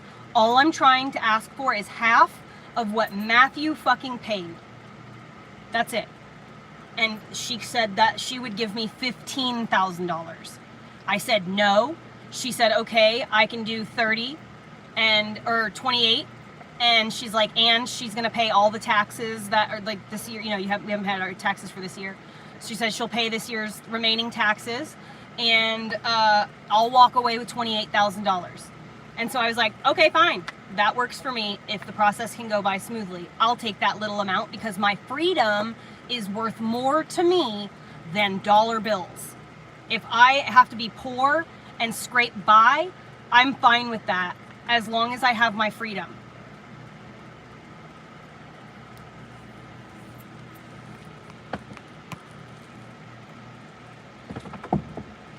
The GoFundMe is going to be used to purchase assuming that it actually hits the target goal, I will be using that money to purchase a motorhome so that I can safely leave the property, and I can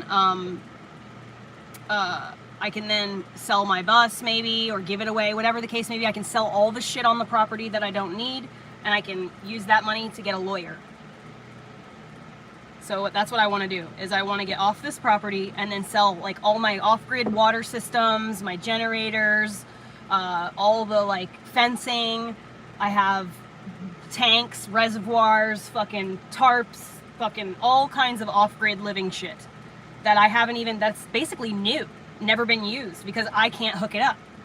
So I could sell a lot of shit and get a few $1,000s to afford a lawyer to go through the process of this. I just need to get out of here first. Oh, that's another thing, is when I leave, once I am in a motorhome, I can sell my truck. And once I can sell my truck, I can get a small little car that is like a Focus or something like that.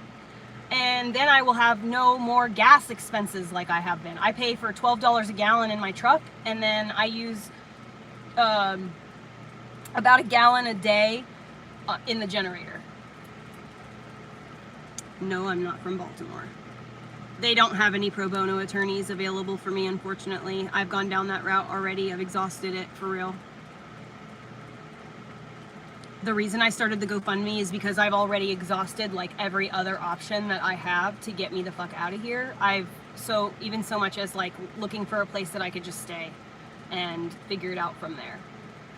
But nothing is working out, and I feel, I don't know, I need to get out of here. I know that. I know I need to get out of here. I'm losing it. I'm not the person who I'm meant to be. My son is suffering. My dog is suffering. And like, honestly, if it was my happiness, if it was just me, like no kid, no dog, no nothing, I would literally be happy living in a fucking minivan. I would. I don't need that much space. I just need to be able to maneuver myself to places I want to go. That's all I care about. And so like,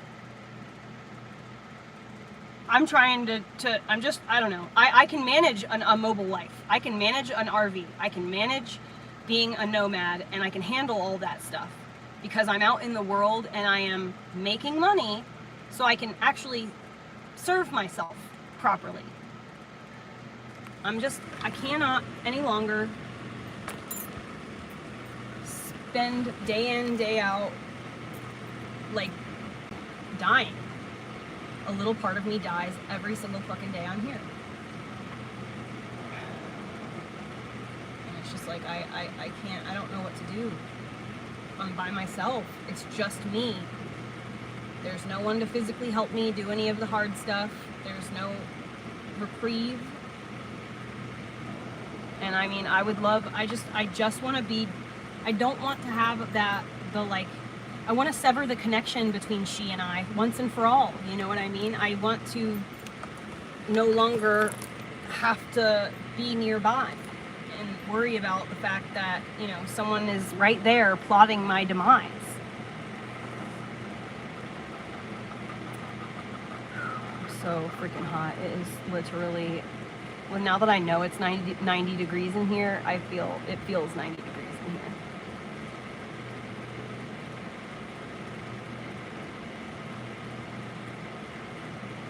No, no, no. Gasoline's not $12 a gallon. I get 12 miles to the gallon in my truck.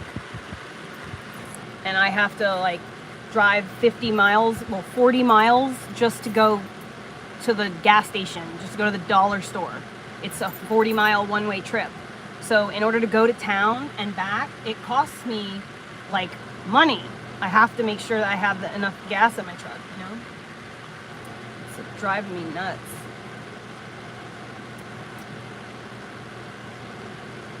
You can't get a restraining order in the state of Oregon against someone who is not a romantic partner. You can get something called a stalking order, but in order to qualify for a stalking order, you have to have proof that your life is in danger. And I do not have proof of that.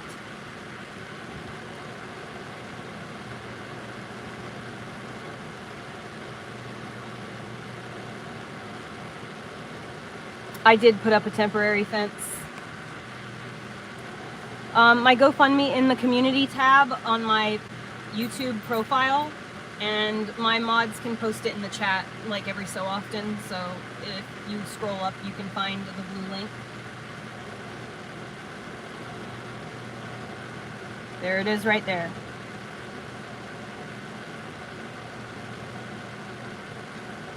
I love you, Dan the man.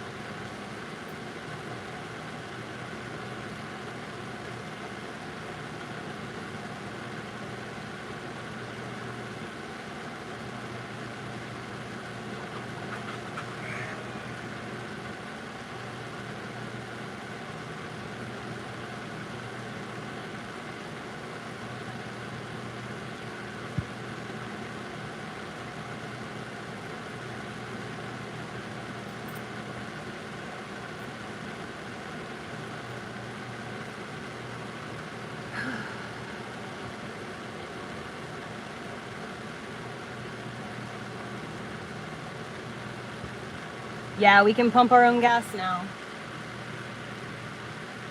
I do have Twitch, but I don't really use it. But you can find my Twitch if you look for it. I've had my YouTube since, I don't know, 2008? 2010 maybe?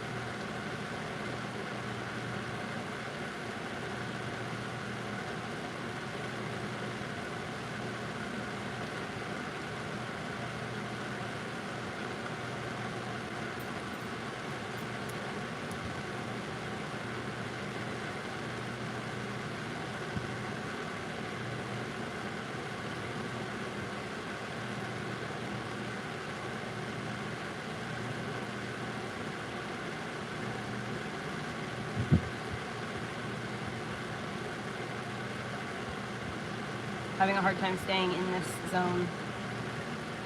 Keep getting sucked in.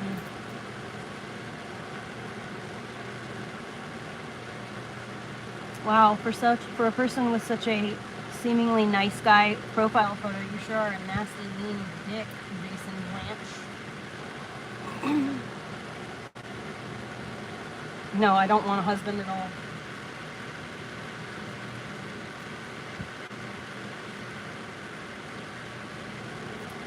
I posted my first video on YouTube in 2011.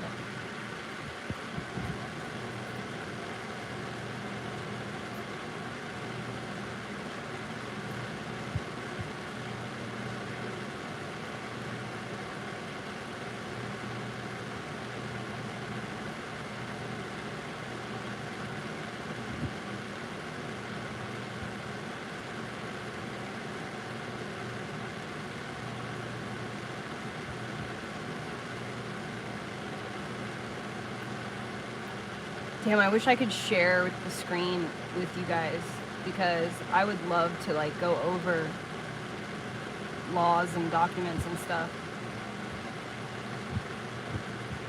We could be learning Oregon law together, but I struggle to do it like where my brain is mush. So if I could show what's on the screen and we could have a community conversation about what's on the screen, it would be so much more like, it'd be different, like immersed. I need to find a computer. That's one of the things. That's one of the things on the list. Once I sell the property, is I plan on getting myself. I have never had a computer before, so I'm 40. I think it's time that I had a computer, especially when I know that it could benefit me financially.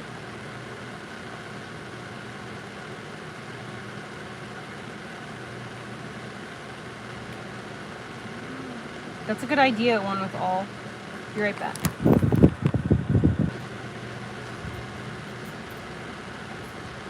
I'm in Oregon, Jenny, in southwest Oregon, really close to the California border.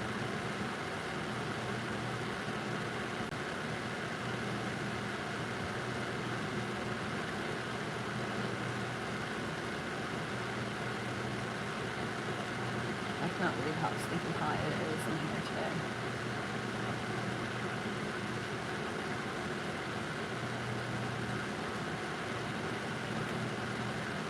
That's right, Michael. Stay off drugs.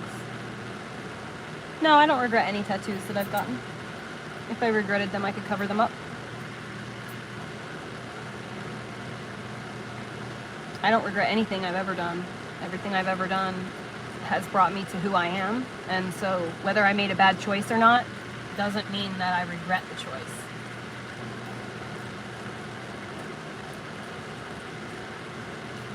Oh, this fan blowing in my eyes drives me nuts. Oh yeah, Albany's not too far. Oh, Deborah, that's not too far from me either.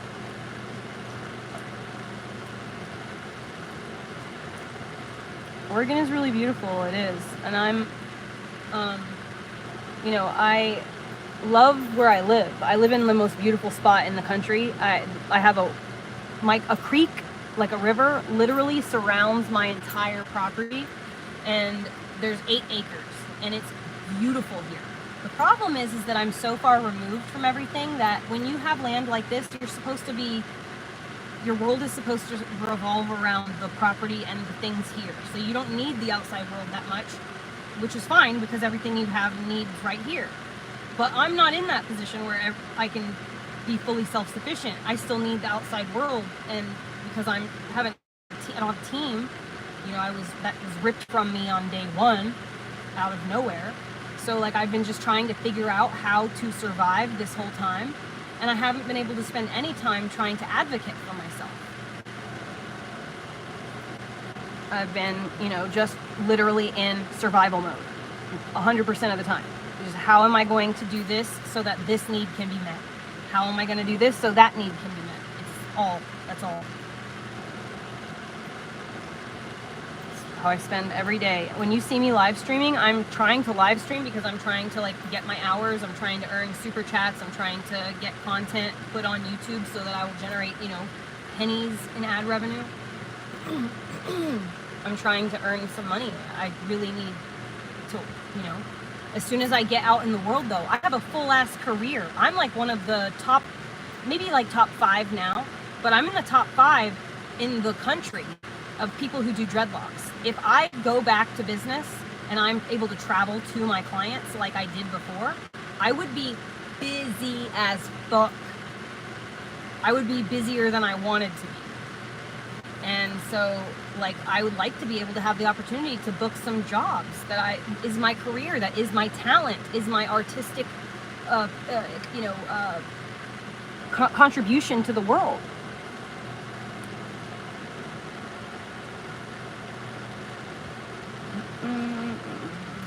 There's definitely bears, yeah.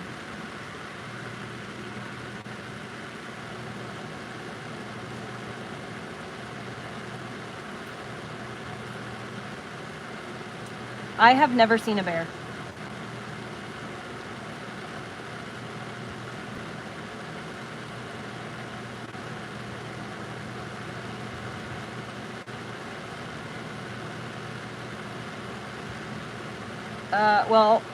That just depends, I suppose, Joey.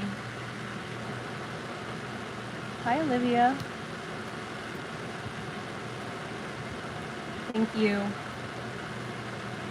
I know you know what a struggle this has been, so I don't know. I just really pray to God that, like, the right people who are meant to find the type of people who are in this spot where they could help and contribute towards this goal, I hope that this GoFundMe information finds them.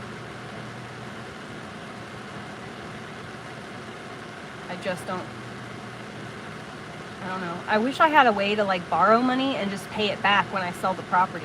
Like, I wish my aunt or something, I wish I had an aunt, but I have an aunt, but she definitely doesn't have money like that. But, like, I wish I had, like, you know, a relative who I could just pose the question to, like, hey, could I borrow this money and literally pay you back with some interest once the land sells?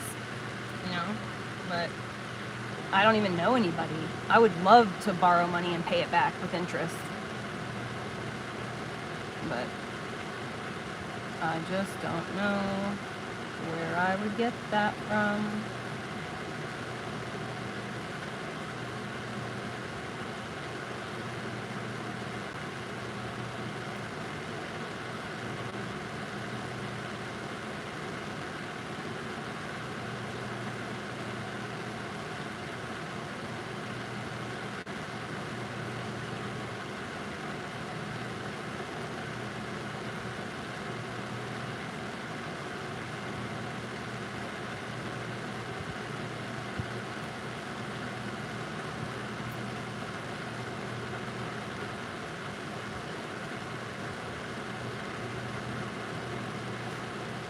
GoFundMe is to help me get the fuck out of here so that I can fight legally. I need to get in a motorhome and I need to get a lawyer. That's really where it's at. So that I can try and recuperate or recompense what is mine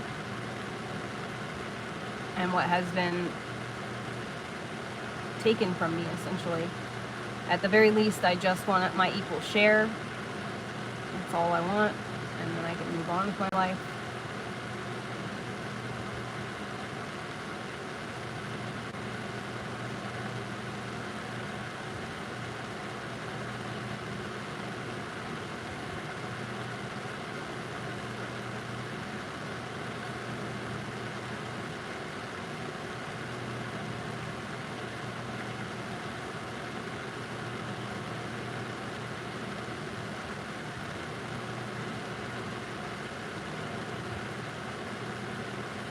I'm not gonna lie, I'm really scared a little bit, you know? I'm scared that I'm not gonna be able to leave here and that I'm gonna just die. Because I can't physically take it anymore. My health can't take this anymore. I've pushed myself to the limit already, and now it's summertime, it's just gonna get harder and worse. So, wildfire season just started 2 days ago, so every day is stressful, constant, on alert. Did a wildfire start? Is there going to be any lightning?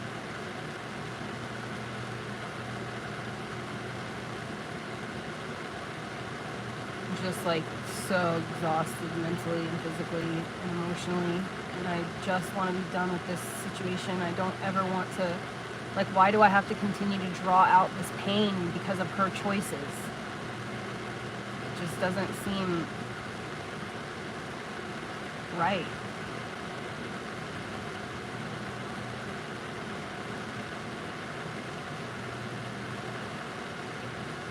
That's like kind of how it feels, Licks. Like I just need a restart. I did my own dreadlocks, Samantha, and then I did people's hair for free until I essentially earned my chops enough to charge people. I've been doing dreadlocks for over 10 years and as a professional, and then before that, like, I did them for about a year or two on the side, kind of just for friends, while I learned what not to do and what to do. Thank you, Broad Callie. I appreciate that.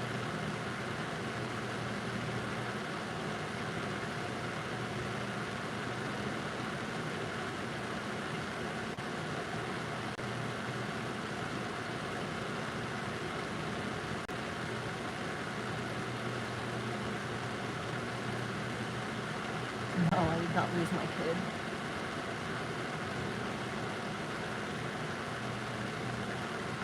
If I sell the land to Roxanne after the GoFundMe Wiccan Blood, yes, I would. But what I would do is I would use that money to help other people. Like when I sell the property, like I just need my basic needs to be met, and everything above and beyond that when it comes to my actual earnings. The GoFundMe is something new that just literally happened 5 minutes ago. But my plan has been the entire time is once my finances get to a place where I can meet my son's basic needs and my basic needs, then anything above and beyond that, I would like to help other women get to the place where they can be self-sufficient and meet their own needs. You know, that's the most important thing to me. I don't want any single moms to feel how I feel.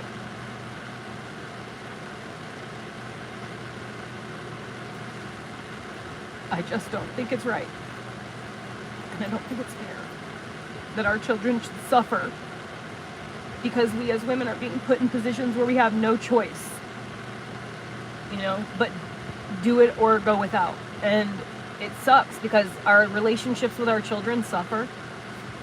You know, you work so much just to put a roof over their heads, and you don't get to spend that time with them. You don't get to watch them grow up. You like pick them up from school one day and you realize, oh my God, they're in like 5th grade. And I just don't think that's fair. I think our kids need us.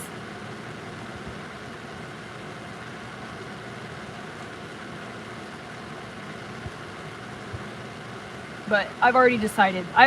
Just so you know, like already, and you can ask my mods or whatever, I tried to pay them.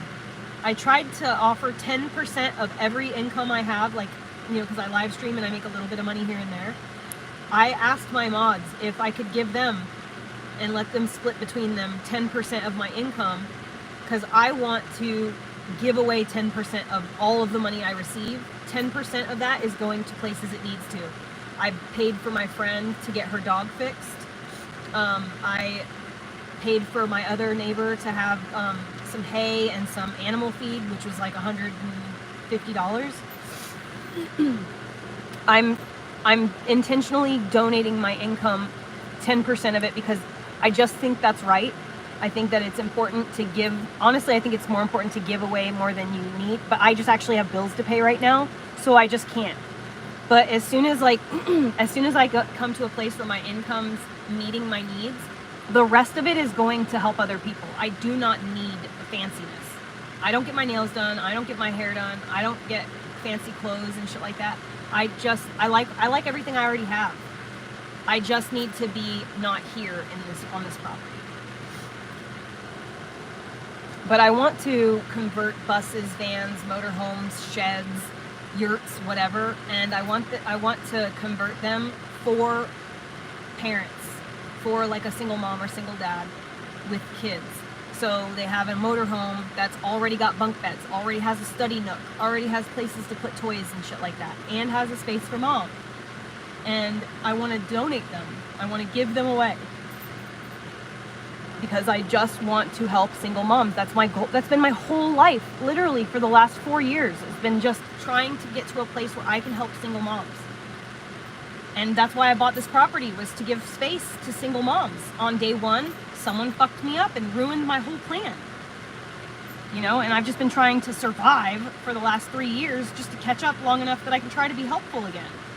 I've never been I've never been dependent. I am a very independent person. I've owned my own business. I have my own van, my own RV. I have my own mobile life, traveling across the country and shit like this, bebopping all over the place. I would fly all across the country to do dreadlock work. And that was just like 3 years ago before I bought this property. I had all my independence and a whole exciting life. I bought this property to start a new chapter of my life. And the day I got here, I got screwed over. So like, I've been just trying to get back to a place where I have my independence again. That's it. So over it.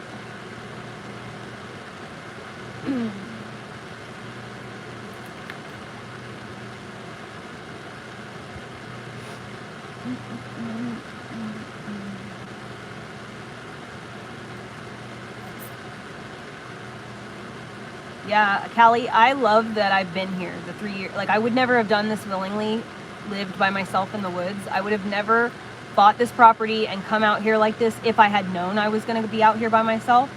I would have never done that, put myself in this position to like fight for survival like that. But I'm going to tell you, it has taught me a lot of shit, and I am so grateful for all of that. Like, I don't regret anything.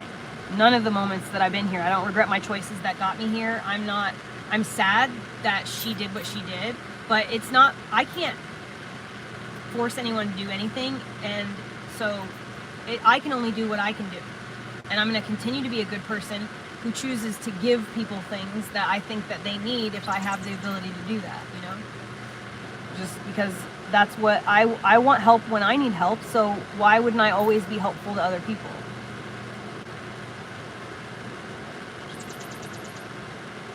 Yeah, Mystic Desires, I have been doing it all by myself for a while now. I'm very exhausted and I'm just done trying to do it all by myself.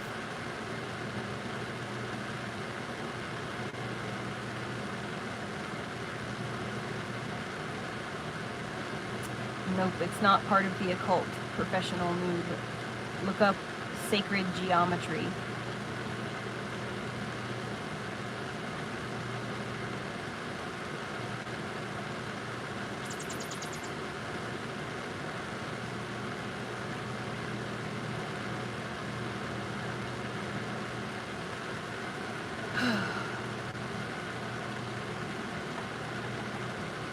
I'm not lucky now, just so you know. I don't have running water, okay? While it might seem like the area that I live in is beautiful, it is beautiful, but it's dangerous. This is the real wilderness. It's not like a joke. It's dangerous out here, and you have to fight for survival in the woods. A lot of people are scared to even go walking around in the woods at night, and I fucking live in the mountains of Oregon, you know, by myself. And I know how lucky I am to have this experience, but it's not okay. I can't do this anymore. I have someone who's bullying me, gaslighting me, and sabotaging my progress. I am wash dishes. I have to use paper plates and plastic because I have no sink, and I literally can't do dishes. I have no running water. I have no bath. I have no shower. I have to ask my neighbors for kindness to get water to drink to stay alive, because I can't even access my own natural spring because someone won't let me on my own property. It's a nightmare. It's a gilded cage. It's like Beauty and the Beast, you know, how the fucking rose is under the glass thing. The petals are just falling off. Like, that's what it feels like.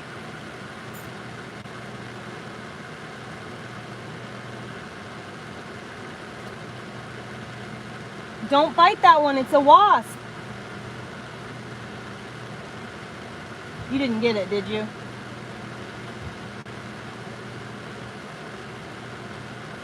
Be careful, that one is a wasp.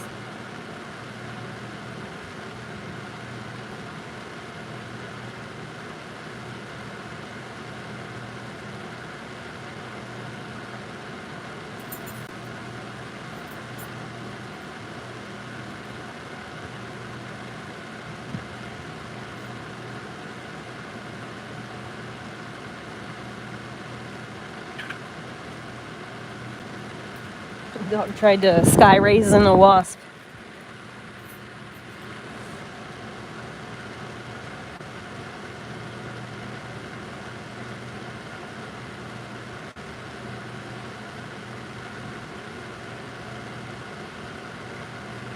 So Callie, I honestly thought that.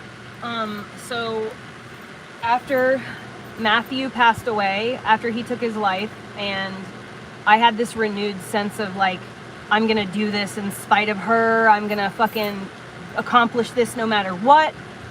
And that I did that until like November or December. And I burnt myself out. I worked so hard that I absolutely just burned myself out hard. You can ask the admins, they watched it all go down. I burnt myself the fuck out. I was a fucking nightmare mess, crazy person, like just constant. It was bad. So I realized that I had to give myself a break, and I literally had to stop trying to do everything. I have to earn all the money, I have to do all the cooking, all the cleaning, all the fucking building, all of the maintenance, all of the chores. I have to do everything. And I'm a mom, and I'm a human. I have a dog, I have chickens, a truck that's old, you know, like it's just too much things for me to keep up with. I can't juggle this many plates in the air. I need a break. So I decided to give myself a break, and I realized during that break that maybe the amount of difficulties I was experiencing was God trying to tell me how I should probably leave here. And so I prayed to God and I said, all right, if I'm meant to leave here, show me the way out. And that's how the whole concept of letting her buy me out and all that shit even came into play, is because God answered my prayer the next day. The actual next day, out of nowhere, someone showed up in my life and literally gave me the answer I was asking. So I was like, oh, okay, well, I guess I'm supposed to leave here then. I'll offer her to buy me out.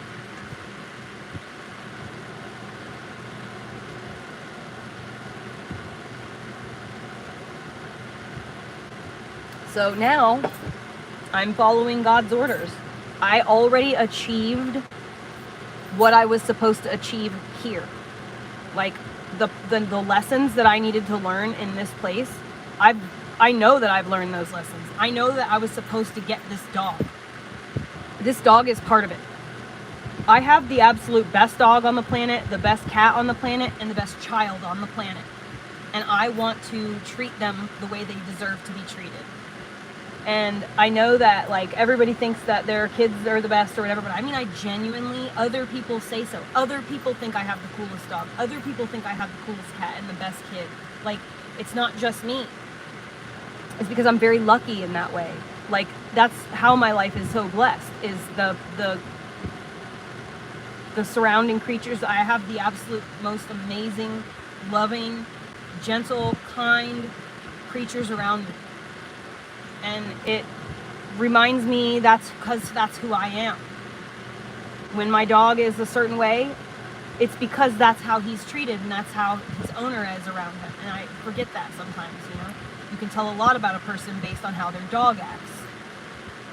And so it gives me the strength to literally continue and fight for them.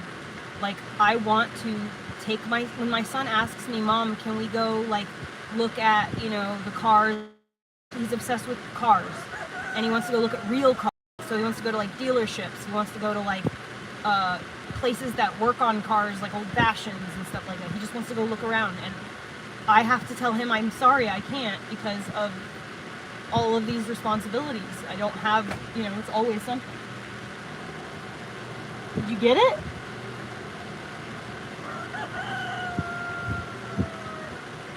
Did you get it? He keeps trying to get this fly. I think it's a wasp, but I don't anywhere. I think it keeps trying to get around again.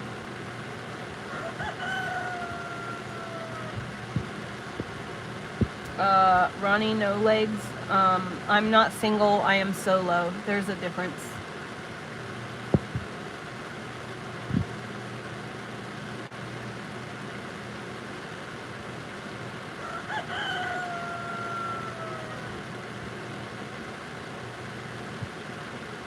Yeah, honestly, Callie, that's what I do. Honestly, I trust in God and I have faith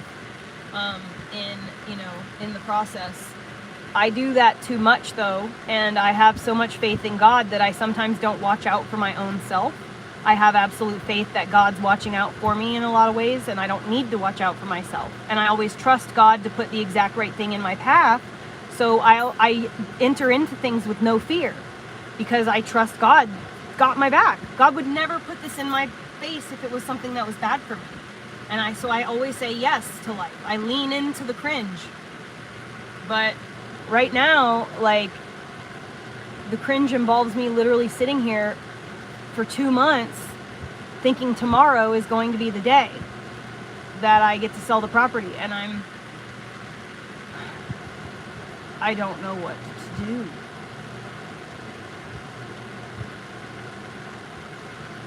So, as a last ditch effort to to try and circumnavigate relying on her to not do me harm, I started a GoFundMe because maybe, just maybe, you know, there'll be enough people who are willing to help me.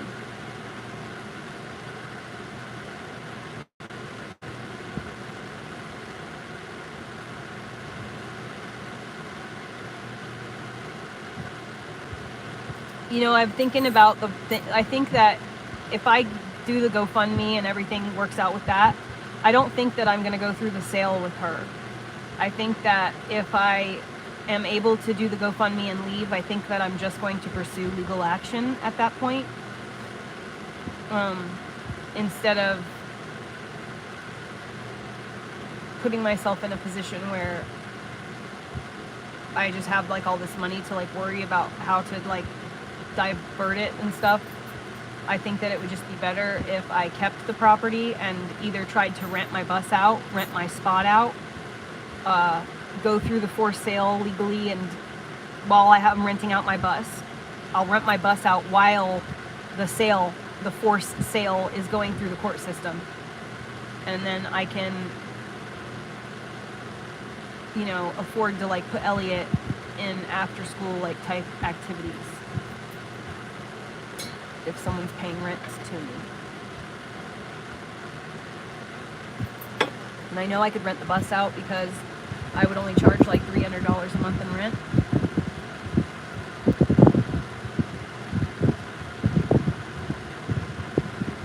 I have an income. I just need to get out of here first.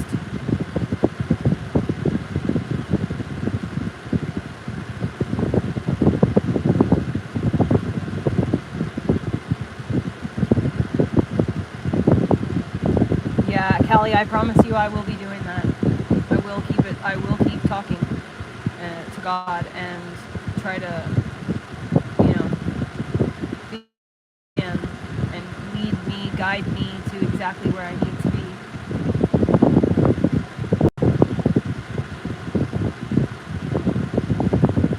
I mean, I very much do believe in miracles. I very much do. I believe in magic. I believe in miracles. I believe if you want to like put my belief system into a like any kind of category, I would say maybe Christian mysticism is like the closest place that like my belief systems fall into. But I believe very much in the power of the human mind. I believe in the energy force. I believe, you know, the source energy that bonds us all, the life force energy. It's God. Electricity is God.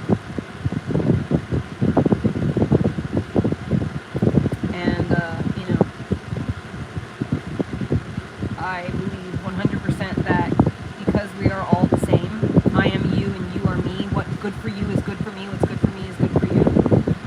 Because I truly believe that. I very much believe in the ability for us all to come together to help one another.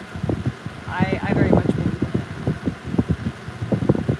it. And I can't wait till I'm back in the place. Like, as soon as I get the motorhome, you guys don't understand, like, that's literally the hump that I have to get over at this point. Once I get that motorhome and I'm back on the road, the game changes. Like, I immediately go from needing help to being helpful. Because from that point on, my expenditures will change and my needs will completely revert, and life will be, there's literally will be something to look at, something to do. I want to take you guys so many cool fucking places. I have Starlink. I can take the internet anywhere. I want to take you guys to some cool fucking places.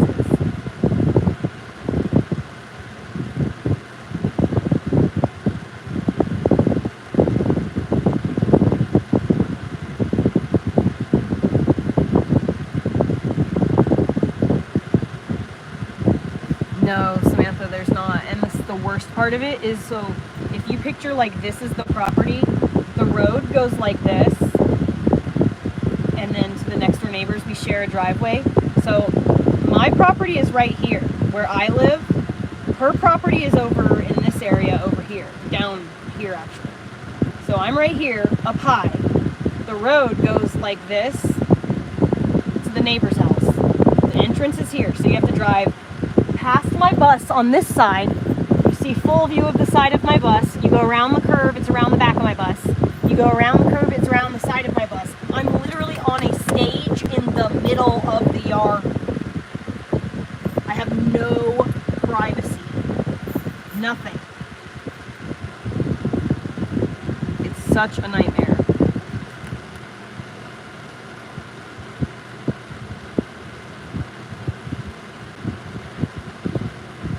Kelly, I believe it. I believe 100% that God will talk to you in whatever way you're gonna best understand that. If you are a person who is glued to your phone, God will talk to you that way. If you're a person who is out in the garden all the time, God will talk to you that way. If you're someone that listens to the radio all the time and your music or whatever, God will talk to you that way. God will talk to you whatever way God knows God can get through to you. Just like when my grandma died, my grandmother knew I had a very strong sense of smell. So the way that my grandmother has chosen to show herself to me is through my sense of smell. I know my grandma is with me because I can smell her.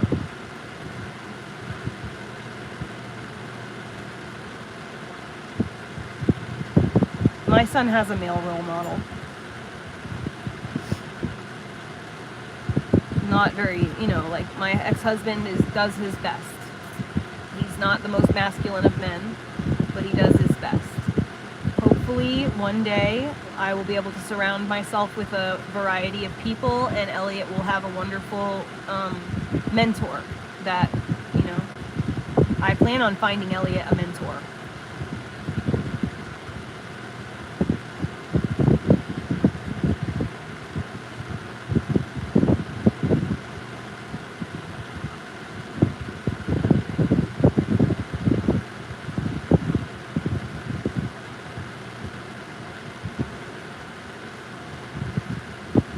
So, you can't help what people do, you can only help how you react to it.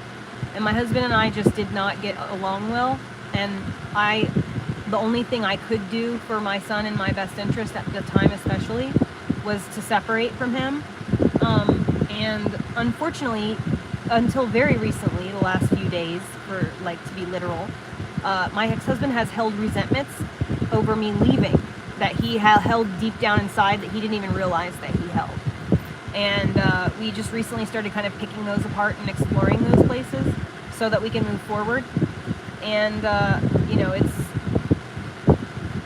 he's still not going to ever become the kind of man who is lumberjacking, And I want my son to have that experience I want my son to have mentors in different realms. I want him to have someone who teaches him how to fish, someone who teaches him carpentry, someone who, his dad and him can do mechanic, car stuff. So I'm not worried about that.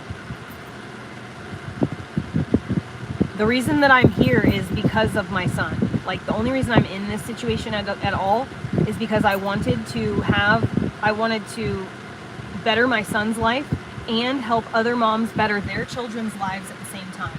That's why I got this property. That's why I have spent every single ounce of my energy trying to make this place a fucking awesome spot so that my son ultimately has peers that he can hang out with that are mentally and emotionally healthy, and he knows who he has a little village, a family. Everything I do is for my son. Literally everything. Nothing I'm doing at all here has been for my own personal. I never wanted to live off grid like a homestead. I never wanted to do any of this stuff. I'm from South Florida. I never even camped outside until literally 4 years ago. It was the first time I ever spent a night not in air conditioning. Seriously. And I just was like, well, my son needs me to get over that. I need to be the man, and I need to teach him how to chop firewood and hunt fucking rabbits. And if I don't do it, no one will. So that's literally why we're out here, is I found the safest route to being able to teach him those things,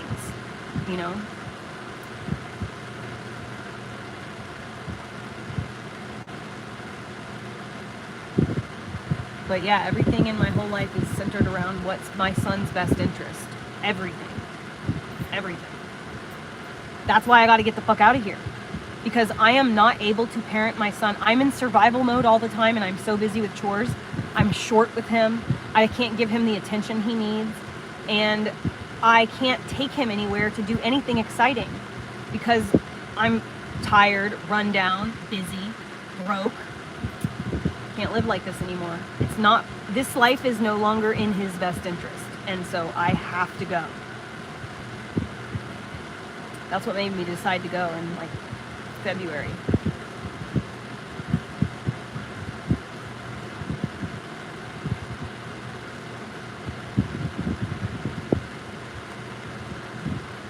Jenny, you should try and live stream. It's perfect for people who are disabled and all that. Because you can do it from anywhere.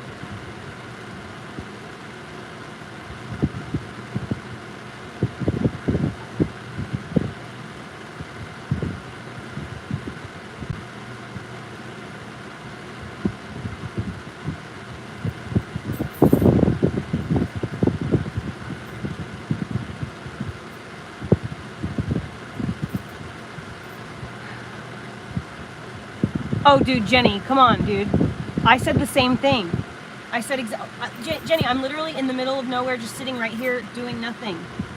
And people still watch, you know? You gotta just trust that exactly the right people who will be interested in you will find you.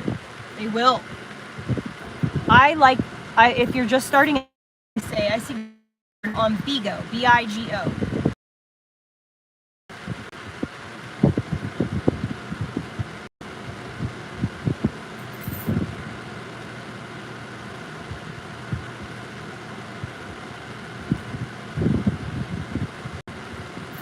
You just start going live and people just go into your chat. If they're just scrolling, like if you were to scroll right now up or if you scroll down, you'll be in someone else's live stream. It's the same concept. People just go on the stream and they just scroll through live streams and then just stop at the ones they like or talk shit. You do, however, have to have a thick skin. That's the only thing, the only caveat to live streaming. As you can see in my chat, there are people who, exactly, that's how you found me. But as you can see in my chat, there are always trolls. You have to literally not give a fuck what anybody says about you. And that is, it's a great lesson in how to have more like confidence in yourself. Because people are going to absolutely say the absolute worst things to you, but there are also going to be people that will literally support you and be your cheerleader in all things in life and give you wonderful advice. I have met, through live streaming, I have met my absolute closest friends right now in life. And if I did not, when I was going through these heavy situations previous and I did not have them, it was so much harder. This time going through this stuff is, I feel safer in a way because I have somebody backing me up, not with money or anything, with their support, physical, emotional support.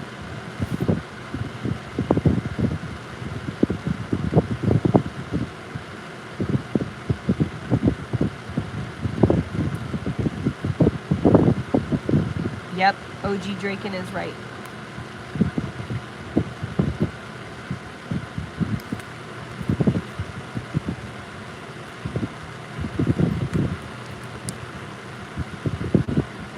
It's a great lesson in how to give zero fucks what anyone thinks about you. It isn't always easy. It's uncomfortable. But also another really cool thing about live streaming that you don't really think about, but it's also a really great way to hold yourself accountable. If you casually mention it, my service is fluctuating right now.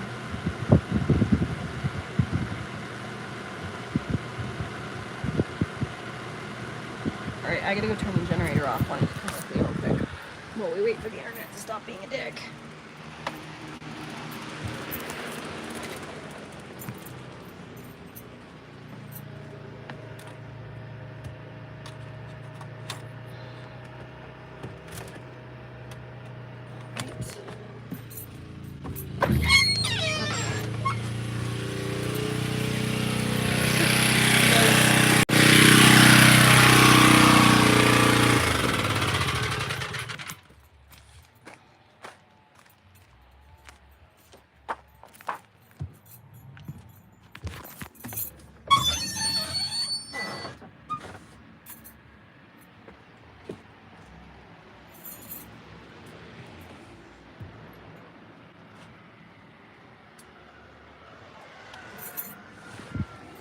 Oh no, I can't open back windows though.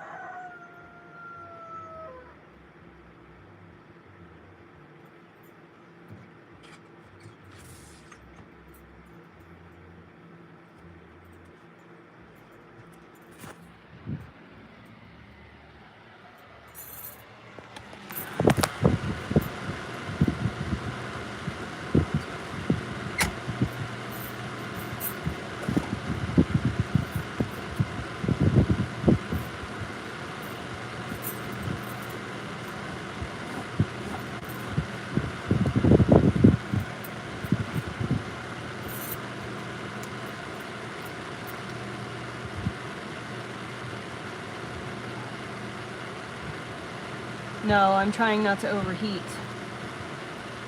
It's really, really hot in here. It's like 90 degrees. I think the temperature might be going down. It feels cooler. But also I just opened the windows.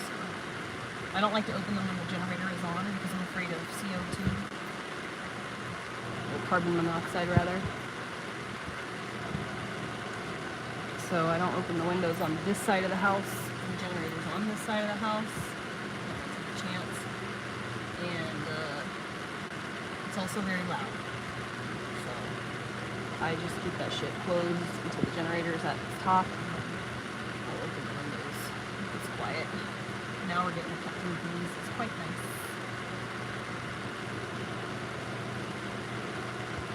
I think I'm going to do something now.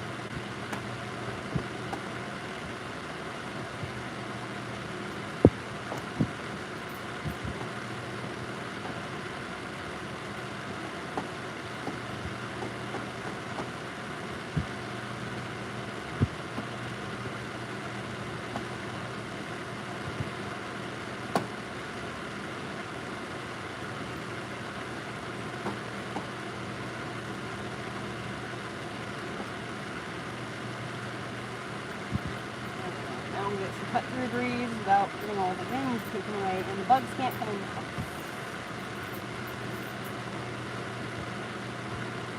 Oh no, no mosquito. Okay. Oh my god, it's like feels like such a cool breeze right now. I wonder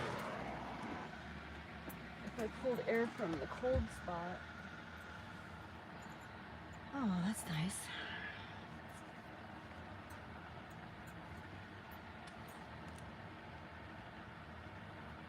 Yeah, Patricia, I've gotten like 2 or 3 of those. They break very easily, very quickly.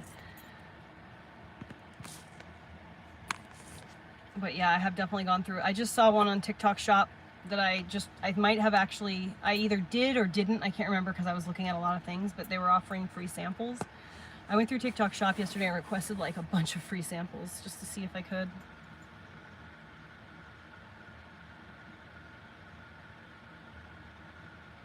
But like all things for the animals. I looked at like all kinds of things for the pets. And then like a couple things to make life slightly easier. So we'll see. Bro, it is hot as fucking shit in here. Holy crap.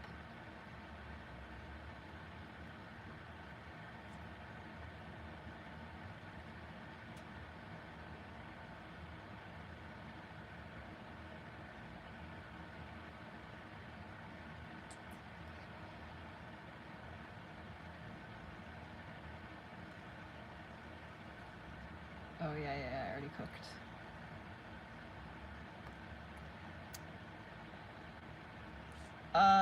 You have to be participating in the TikTok Shop as a affiliate person. So if you can sell something in the TikTok Shop, you can get free samples.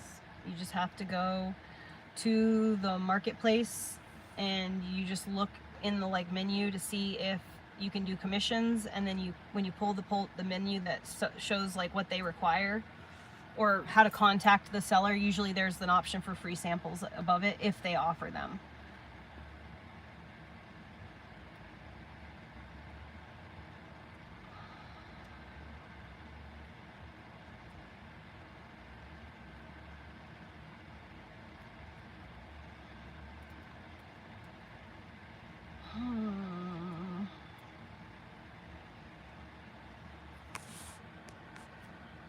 Happy birthday.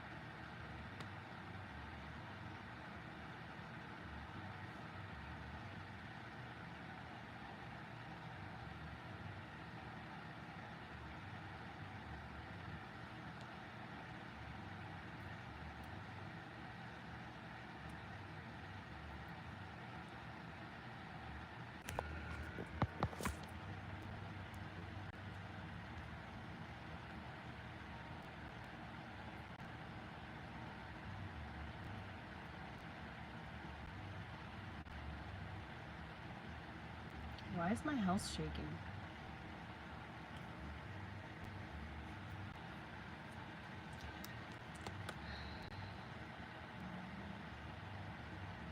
Hello, hello.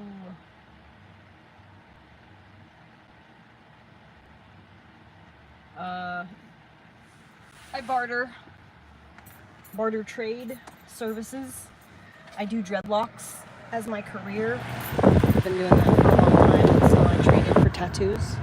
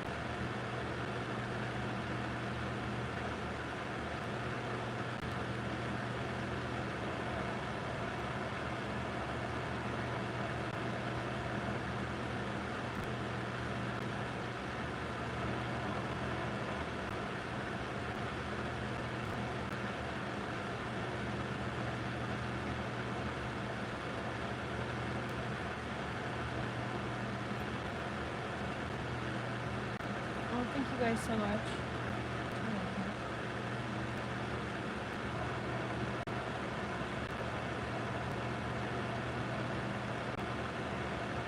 Yeah, the bus is it's shaking side to side. No earthquake, no. It's Orly. If I look, can you see the camera moving? Look.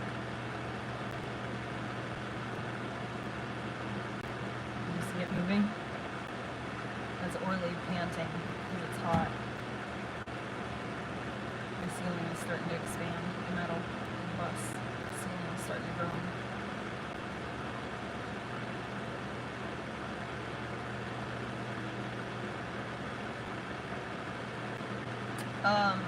The link is in the, Olivia, the link to the GoFundMe is in the Discord. Just make sure you copy the correct link. One link is for you guys only, and one link is for the public.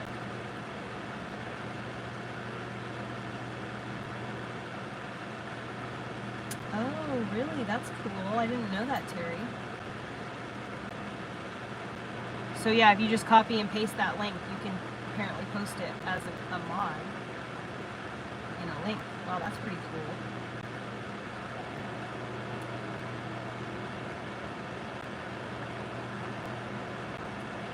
You should just be able to highlight or click it and then copy it once it takes you to the link. Today, me getting, so I've been talking about it for like hours. Honestly, I can't go around again. I'm gonna probably have to get off of here. Let my brain rest for a little bit. It's getting really, really hot, and we got about another 2 hours of rising heat before it starts to crash down. Maybe like another hour. So I think I should probably like try to rest. And when the sun goes down, I can go outside and do my afternoon chores.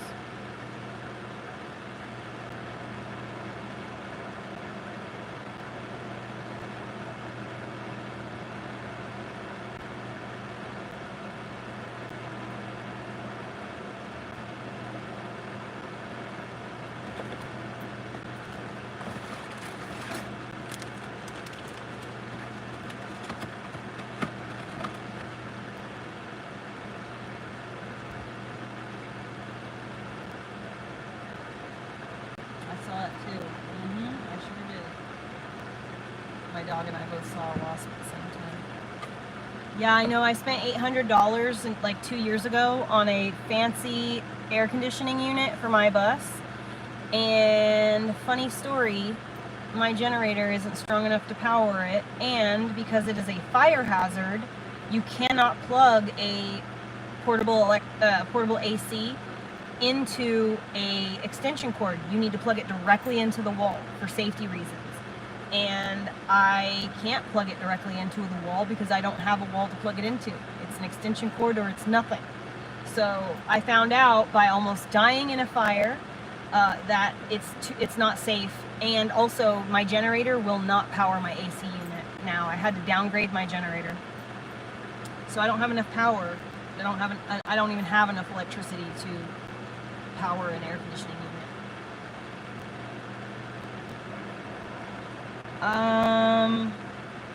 Terry, yeah, Alex, the link is in the chat.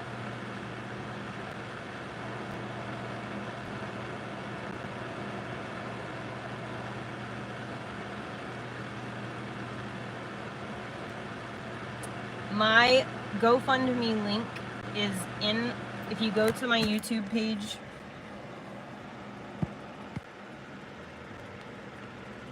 if you go to my YouTube page and then you go to the community tab right there, it's right here. It's the very first thing posted. So all you have to do is click on my name here in this live stream and it'll take you to my page, and then you find the community tab and it's literally right there. Oh, and if you're curious about what goes on, why the GoFundMe, there's a description in the GoFundMe obviously, but these two videos, they're live streams, they kind of explain everything. It's a lot, but you know, it's just, I'm trying to keep all of the like information kind of in one place, so if anyone's curious why the GoFundMe, you can see what everybody has seen, you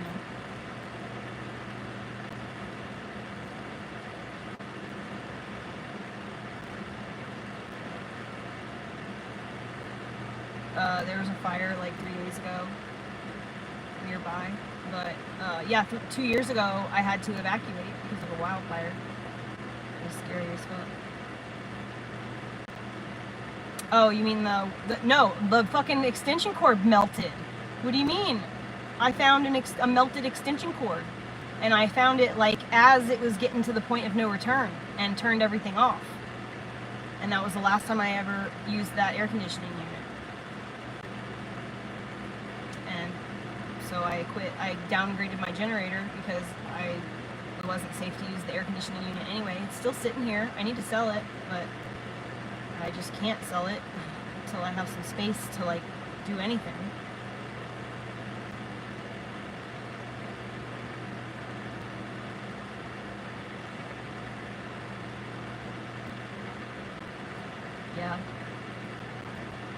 Yeah, I found that out, Alex. I found it out. I didn't know. I was just trying to not die of overheating.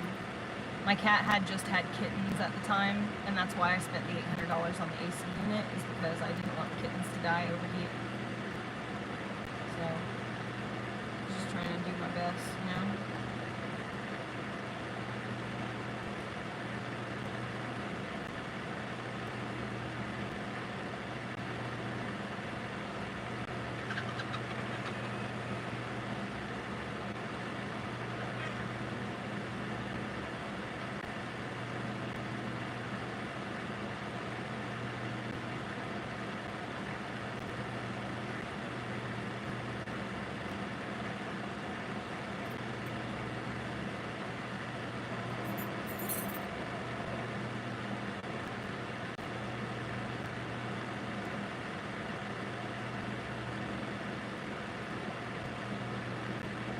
Yeah, I didn't have the money. I couldn't afford the extension cord at the time, and like now it's just kind of irrelevant.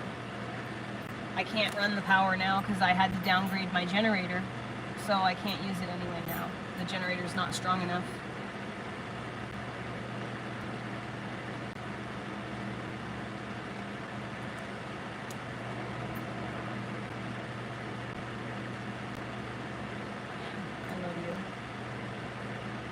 I think so.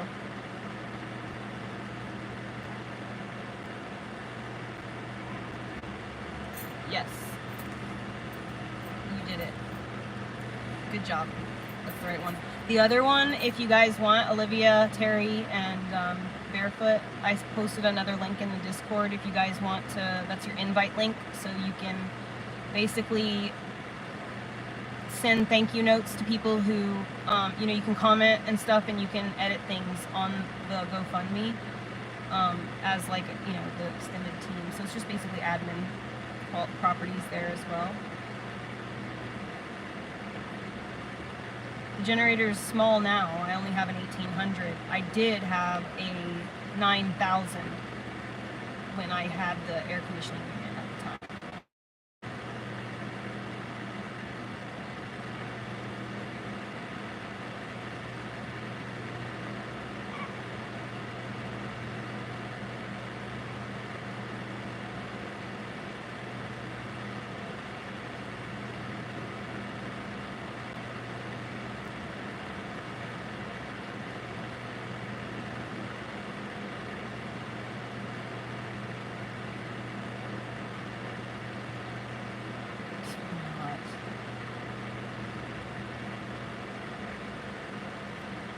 Living out here is the first time in my entire life I've ever lived without air conditioning.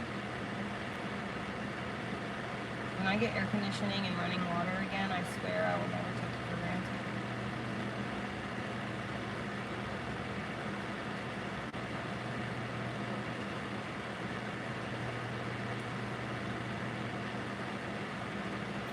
The 9K did power my generator, or did power the AC, but it melted the extension cord. And I did not have the money at the time to spend on a fancy, big, fat, extension cord. Summer ended, and I was able to duke it out at the end of the last little bit of summer, and then it ended. Summer ended. Last year I didn't use it at all. I had to downgrade my generator throughout the last season because I was spending too much money on gas when I don't need. Literally the 1800 powers everything I need just fine. So I was putting gas in a 9000 for literally no reason, except for when I was using the AC. but I stopped using the AC after the cord melted. So I had to downgrade my gas expense. I was spending about $18 a day in gas, so I couldn't do that anymore. I downgraded my generator to a smaller generator, and then had to downgrade again because it was a chaotic situation and I had to buy another generator with cash, and all I had was enough to get an 1800. I could not come up with enough cash to get anything more. So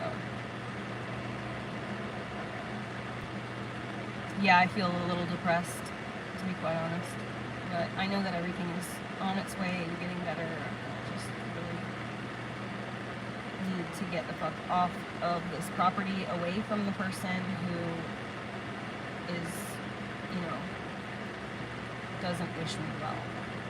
I just need to get away from him.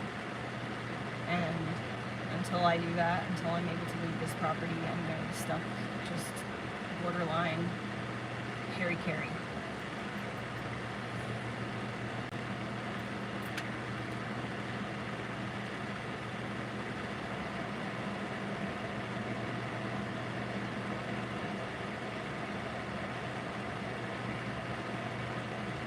Be right back.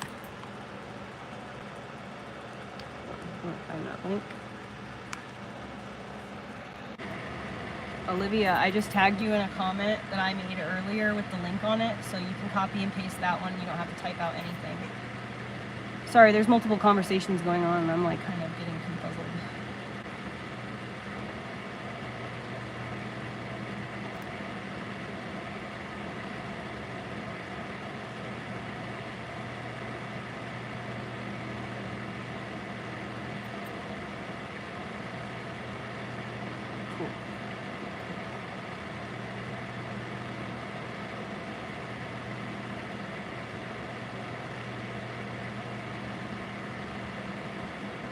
Yep, I paid for solar equipment. I paid for all kinds of stuff that I haven't been able to get hooked up myself because I'm so busy trying to, you know, that robot, that art installation robot, the robot that's just like scooping up its own fluids, like oil the whole time, and it's just spending its whole time scooping up the fluids, and it's just did that until it ran out of fluid and died. So that's what I feel like. I feel like every day is just trying to survive, and I don't have enough time to better my situation because I'm so busy trying to figure out how to just get the basic needs met.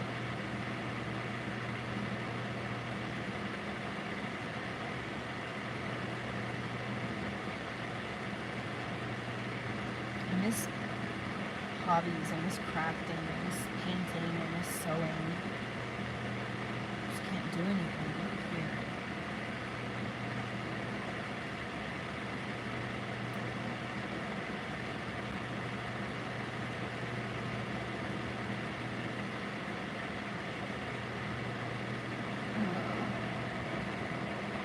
No, I totally don't think I can. Let me see, hold on. Did it work?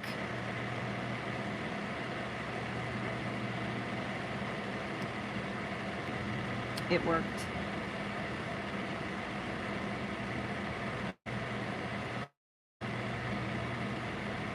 No, it doesn't, Kevin. My chores I do while I'm streaming, you know, or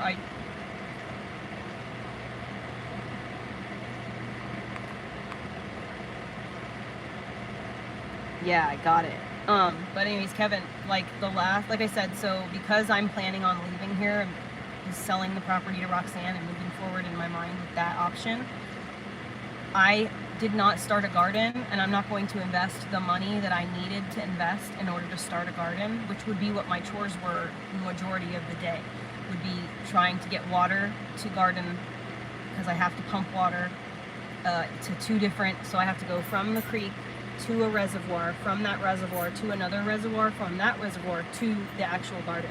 So it's like, takes about 2 hours of prep work to water the garden.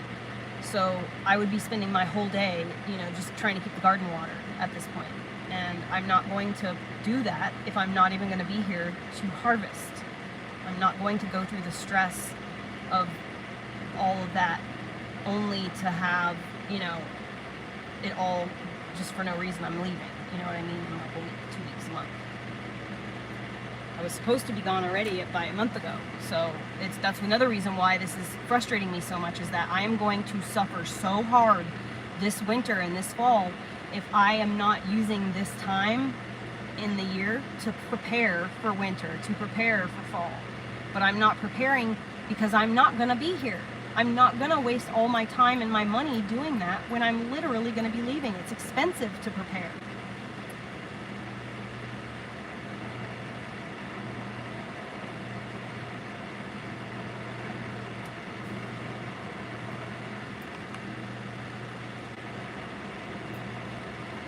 It's just such it's just a nightmare. It's not the reward, even to like shower, the reward, the effort versus reward, it's not worth it. It's easier for me to just call my neighbor and say, hey, can I come take a shower real quick?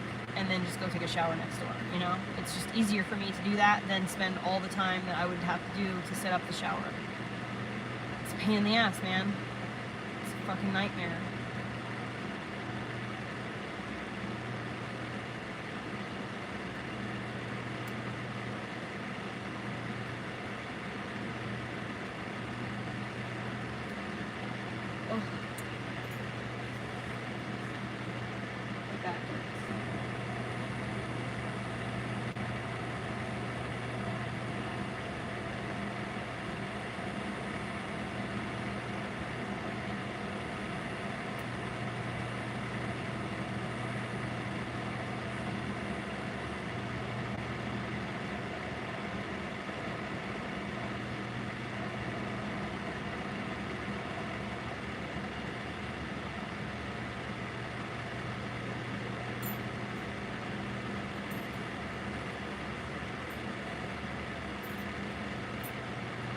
I should go for a couple hours and try to let my brain rest and stop talking for a bit.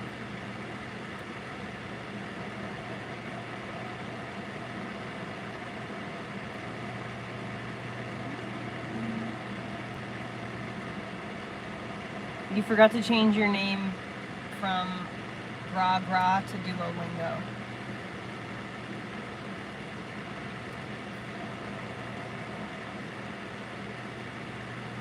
Alright guys, I'm gonna go. I love you. I will talk to you in a little bit. I'll message the Discord whenever I am gonna pop back on. I'll let you guys know ahead of time. I have the best admin mod peoples in the world. Oh shit.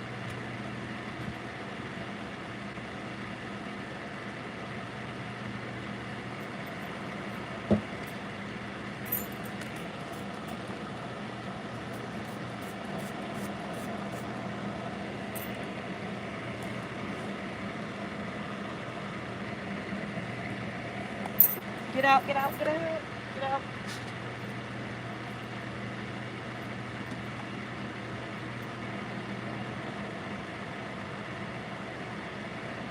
Don't go over there to die.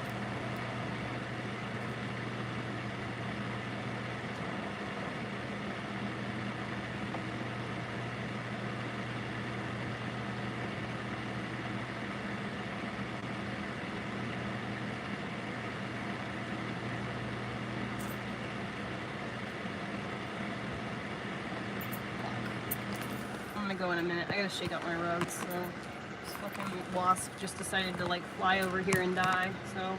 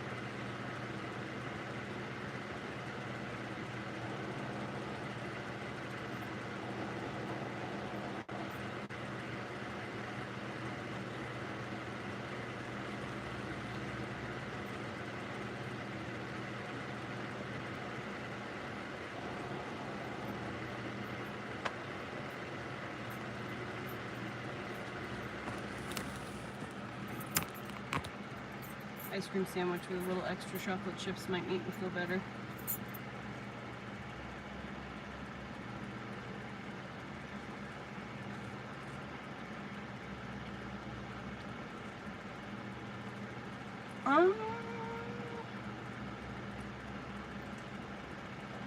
I don't know. I didn't know that. You know that that's something new, that checking channel activity? I've never seen that before today, where you can see everybody's channel activity. Like, if someone comments in here, we can click on the thing and see everything they've ever said in my live stream or on my channel ever.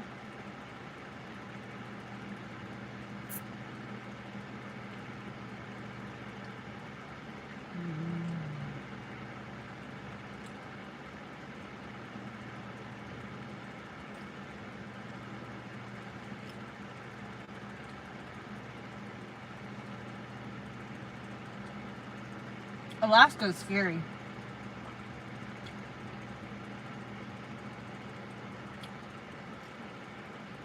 The Oregon wilderness is no joke. Washington, no joke.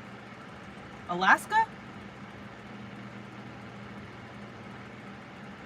I would never do this in Alaska.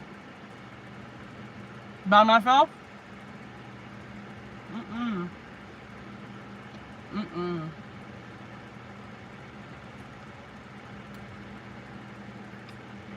I even added extra little chocolate chips to the ice cream. They're little Ghirardelli dark chocolate minis.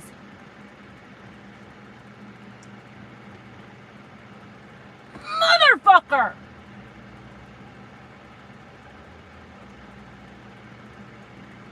The same fucking spot! God damn it!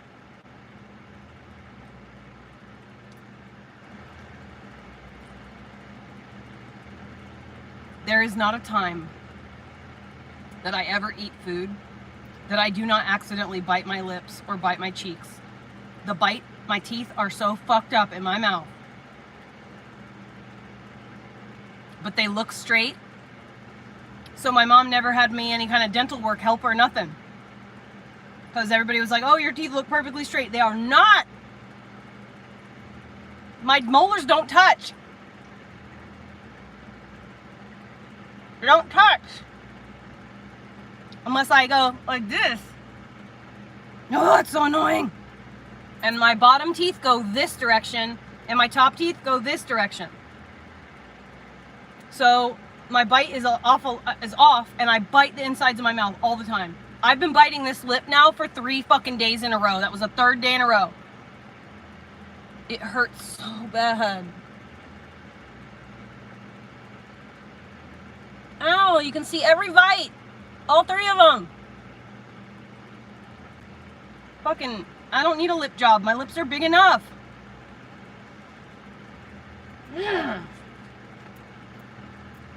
That was a real kick in the crotch. Add insult to injury.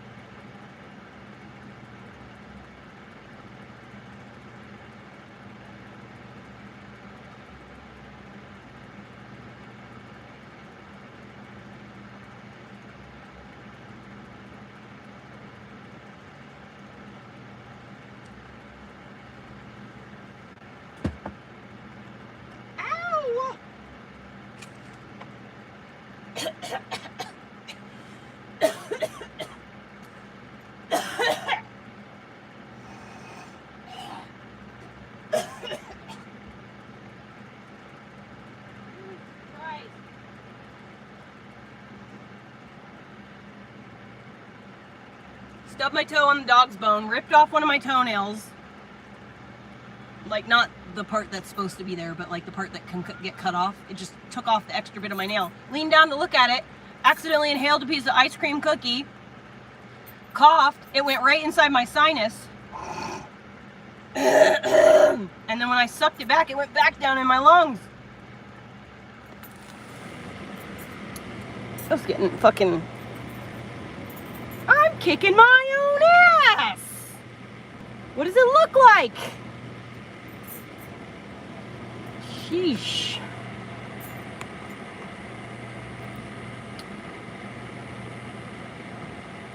Oh, man, I can't believe that hurt. Poor lip.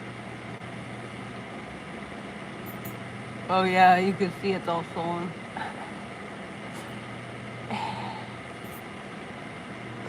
Oh, my nose is running.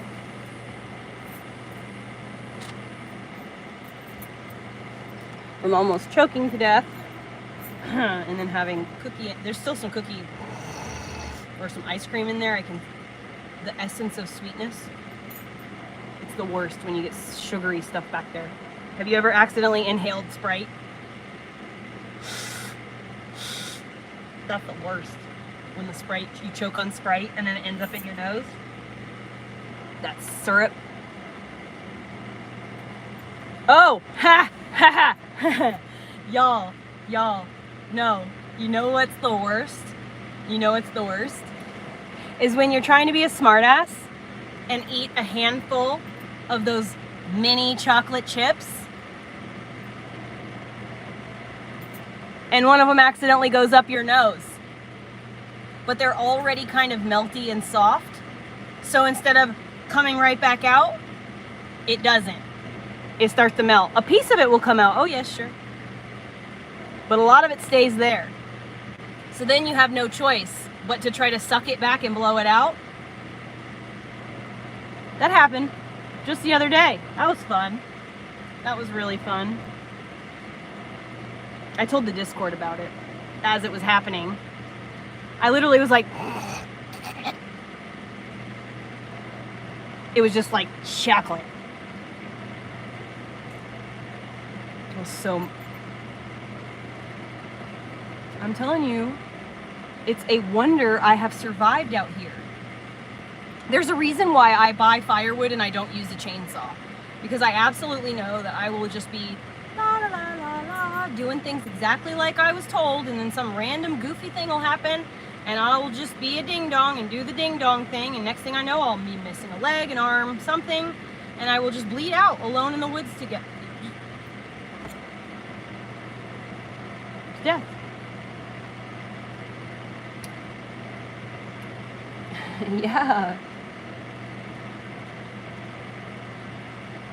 You know, I'm telling you, that's why I say this all the time. If I could survive out here as long as I have, literally anybody could, because I am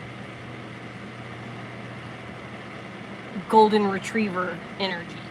And so anybody who's like got any kind of fortitude, capabilities, building things, you could do this shit so easy. So easy. If I can do it, literally anyone can. Obviously I can't endure anymore because it's been 3 years by myself. I'm over it, but like, I love being by myself. I love the solitude, but this environment is necessary. Like, that's why you hear of like farm families having multiple children, and like the grandma and the aunts and uncles all live on the compound, because like farming's a lot of work.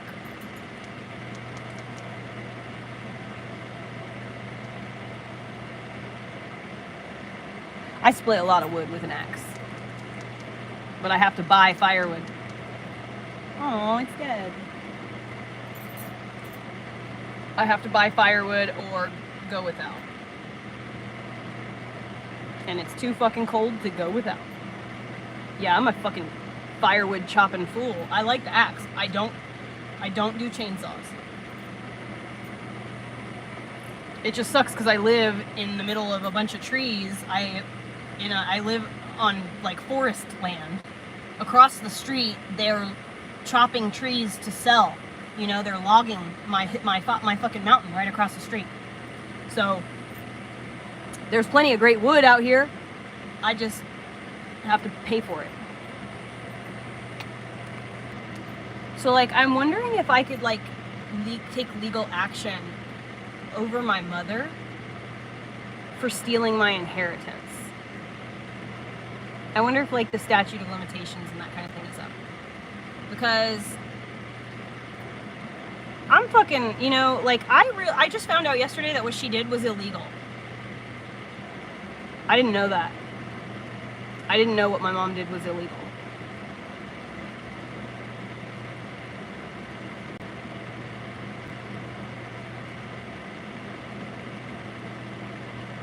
I've been living in a bus way longer than I've been on YouTube. I've been living in a bus for 4 years, almost 4 years, and then I've only been on YouTube like since February, so.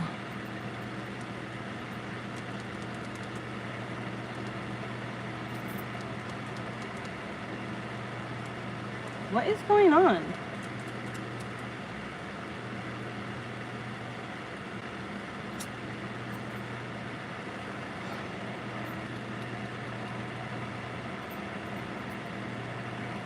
Solutions.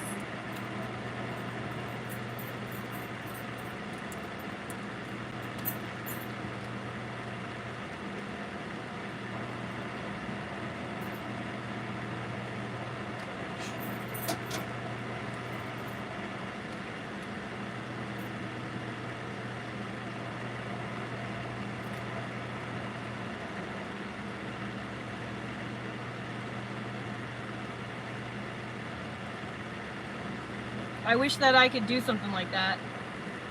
I don't know if that would be, I mean, my mom doesn't really have much, so it'd be like getting blood out of a turnip, to be quite honest. I think that mostly, instead of getting money from her, I would want her to publicly acknowledge what she did. I think that's what I would want more than anything. The same with like her. If it ever came down to like that kind of situation where I had like some type of like I could sue her for any reason whatsoever, I wouldn't ask for money. I would just ask for her to publicly acknowledge that she lied and that she spent the last 3 years on a campaign to bully me off this property.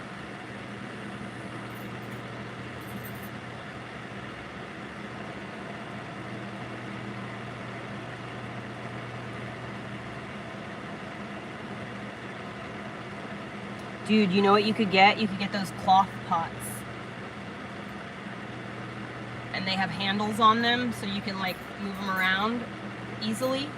And they also have cloth pots like that. You could do squash in the top and potatoes in the bottom, and it has like a little window where you could like reach your hand in and get your potatoes out.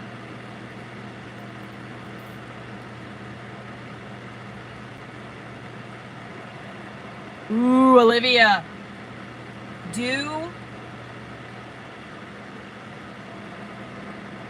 Is it called, it's lemon cucumber. It's really easy to grow. It grows like absolutely rocket fuel, like, and they're really yummy. They're shaped like this, and it's kind of like a cross between a cucumber and a squash.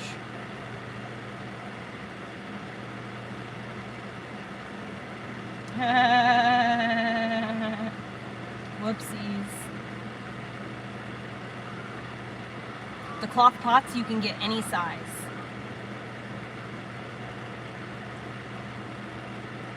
Oh, and the reason I like those, the cucumber squash or the lemon squash or whatever the hell it's called, is because it vines up, and you could just like grow things up your wall and like over, instead of just like a bush. Tomatoes love the sun. Gourds, like summer squash, like that kind of gourdy thing, they love the sun. So anything you have full sun like that, do sun-loving plants like sunflowers, tomatoes. There's all kinds of different tomatoes that you can do, from sweet to sour. Ooh, you know what else really loves full sun? Loofah and bottle gourds. Bottle gourds and loofahs love the full sun. And if, say, you have it right outside your door, you could just go get a piece of fence paneling and make it into an arch. So you have to walk through the arch to get out your door. and you just plant the loofah and the squash so that it grows up the arch, and then you will have like a shady arch right outside your door, and you could plant other things in the arch, like in pots that require a little more shade, and you will have full shade very shortly.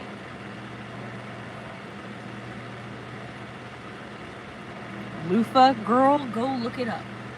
Go look on YouTube for the loofah. It's so easy to grow. It's literally, all you have to do is water it and leave it alone, and it will grow. And you can take the loofah and then you can sell them if you want to, or you will have a lifetime supply of body scrubbers. They're loofah, you know, it's body, you know, loofah.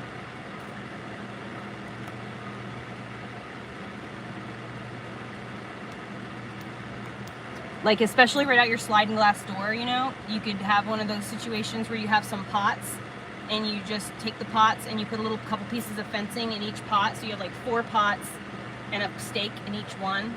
And each stake is attached to the little piece of metal wire fencing. So you can have a wide piece of fencing that's the width of like 4 pots and it's holding it sturdy. And then you can just grow things up that.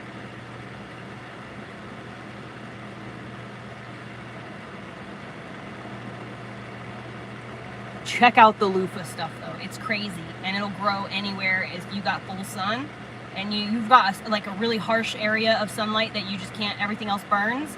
Plant the loofah with some sunflowers and shit nearby and you will be a happy camper. Also, another thing that you can do is the 3 sisters. So it's like squash, corn, and beans.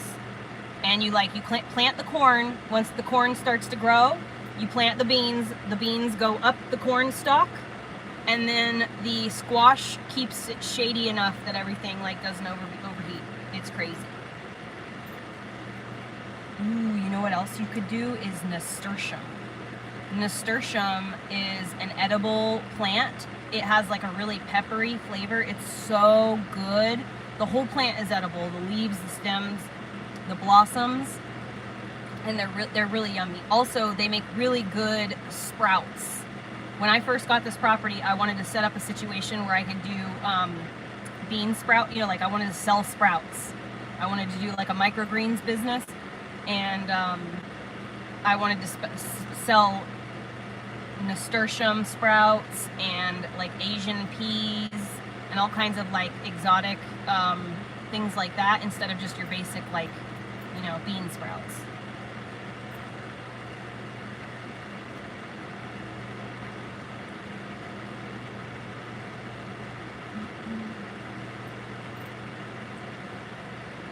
I really, really fucking hope I can get out of here, man, the next soonness.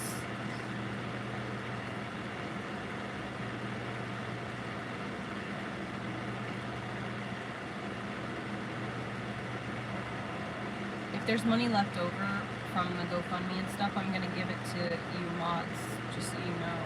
Like, after I get the motorhomes, whatever, I'm gonna give you guys money. Or like if the sale of the property or if whatever happens and I come into more money after, whatever, like I want to give you guys money somehow. Like, I want to help you guys in some way. You know, pay you for everything you've done for me.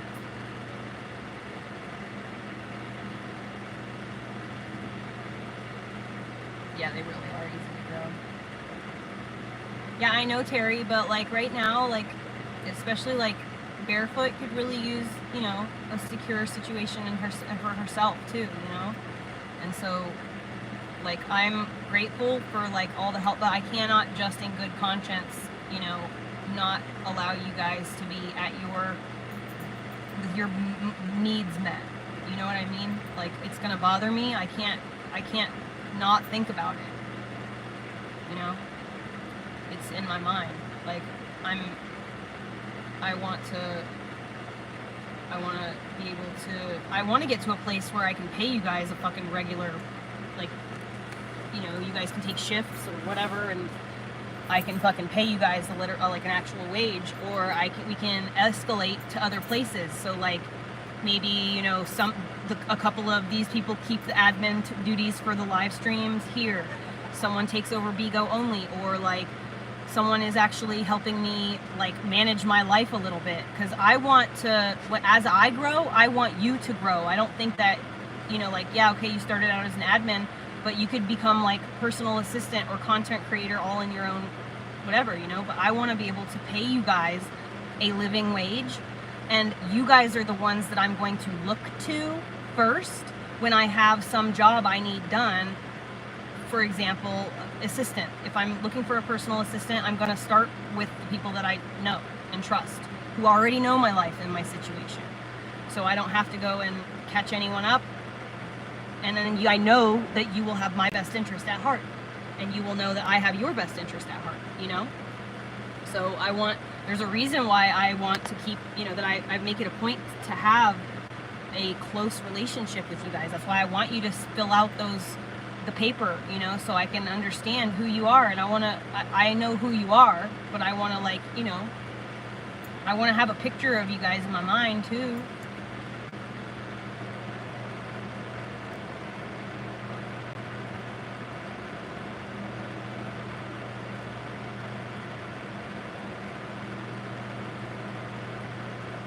I will, but just so you guys know that I'm probably going to be giving Barefoot money. If you guys are okay, then I will not worry about you guys for a little bit, but her especially, like, I want to make sure that she's okay. And, like, I'm pretty sure she's going to be okay. And I know she's going to be okay, because everything always works out, you know, eventually in the wash. But, like, I also am very grateful for everything that is above and beyond just, like, managing my chat that these women do for me. I would be not who I am right now if it wasn't for them. I wouldn't be where I am right now if it wasn't for them. So I take that into consideration. And that's why I said before, like, I want to take 10% of my income and I want to pay you guys. If instead of just donating money to like random places, why not take that 10% income that I'm going to give away and just divide it equally amongst the moderators? It's only going to be, you know, if I make $800, it's only $80 divided, you know, 5 ways.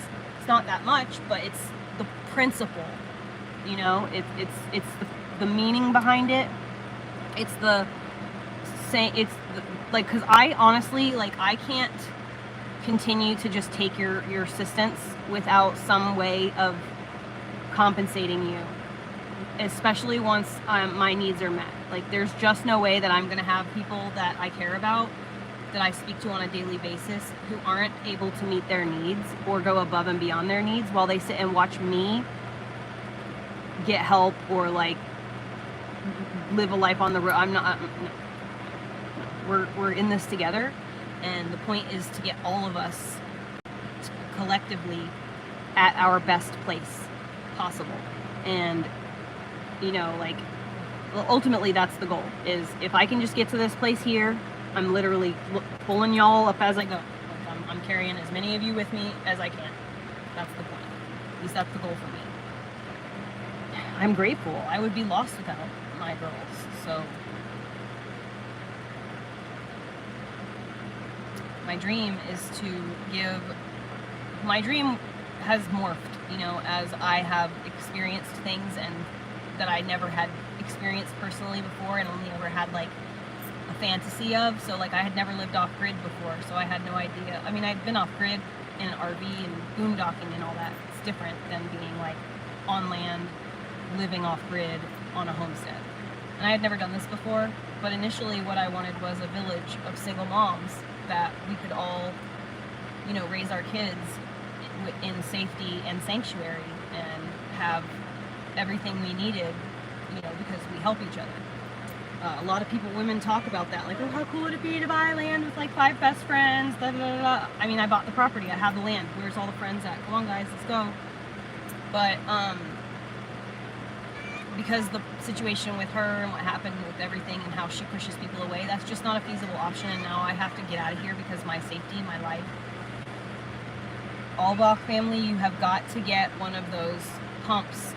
They can't turn your water off if you have one of those like pumps. It's cheaper than your water bill would be to get one of the manual pumps that can run off DC power. You just put it down the tube and it literally pulls the water out of the well for you.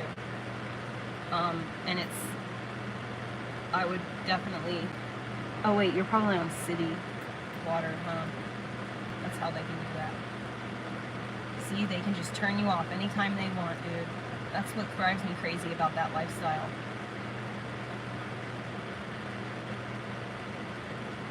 I would start, honestly, you know what? I would start contacting the Catholic services and call every single church in your area and see if any of them have the funds to help you pay a portion of it. Even if like you have to get like help from 3 different churches to pay the total, you can probably get help from the churches. I've gotten help from churches, and I'm not a patron of the church or anything like that. They will help you.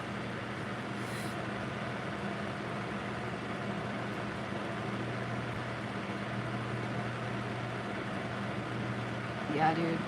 This is why so like basically the situation that you're in, Alba, is like why I bought this property, is because I don't think it's fair for people to be in that situation where they have the power to turn off your water, your electric, if you don't pay them some arbitrary amount they make up.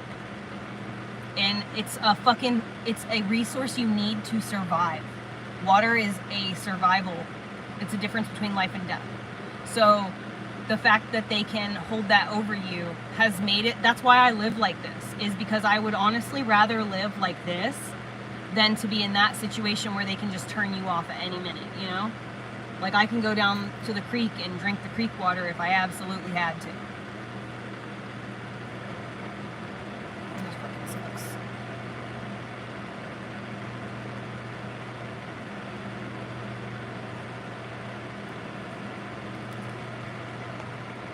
You know, if you have any space, look into purchasing a 275-gallon water tote. It's plastic with like metal around it. It's white and metal, and they usually run around $100. You can find a brand new one on the marketplace, and you just fill that bitch up. You can pay someone $50 to come and deliver you water and fill them up with 300 gallons. 300 gallons lasts longer than you think, you know, so you can use that instead of having to pay those bastards. It would be cheaper to do that than get back the water on.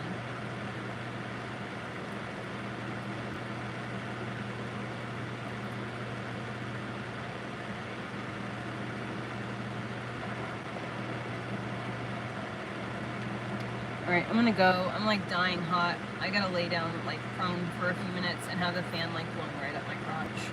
So I'm gonna go. I will be back here on YouTube and like maybe this evening. Maybe I'll do like, since I started this GoFundMe, maybe I'll just like, I don't know, do some kind of like stream chat fun thing. I don't know what you want to call it.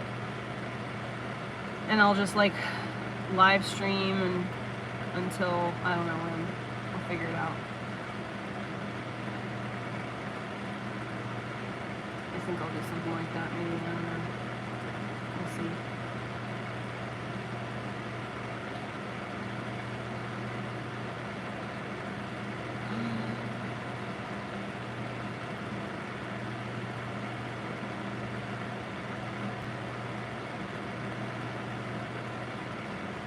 It's crazy how people lie and they get away with it, and they are just manipulating and toxic, and they're just able to just like float through life getting away with those lies.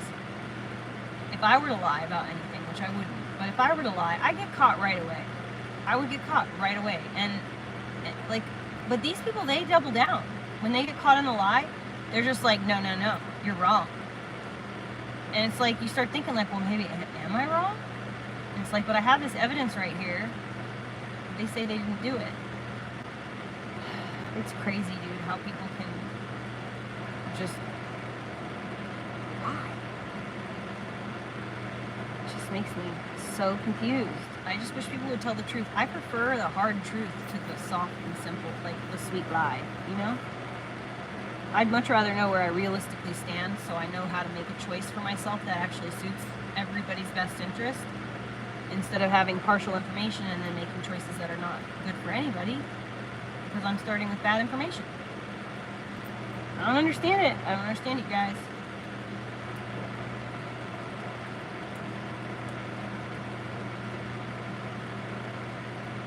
That's right, Olivia. All right, guys, I love you so much. I'm gonna go for real. I'll talk to you guys in a little while. I'll be back at like, let's say 6 p.m. I'll be back, and then I'll be on until like maybe like 9 or 10.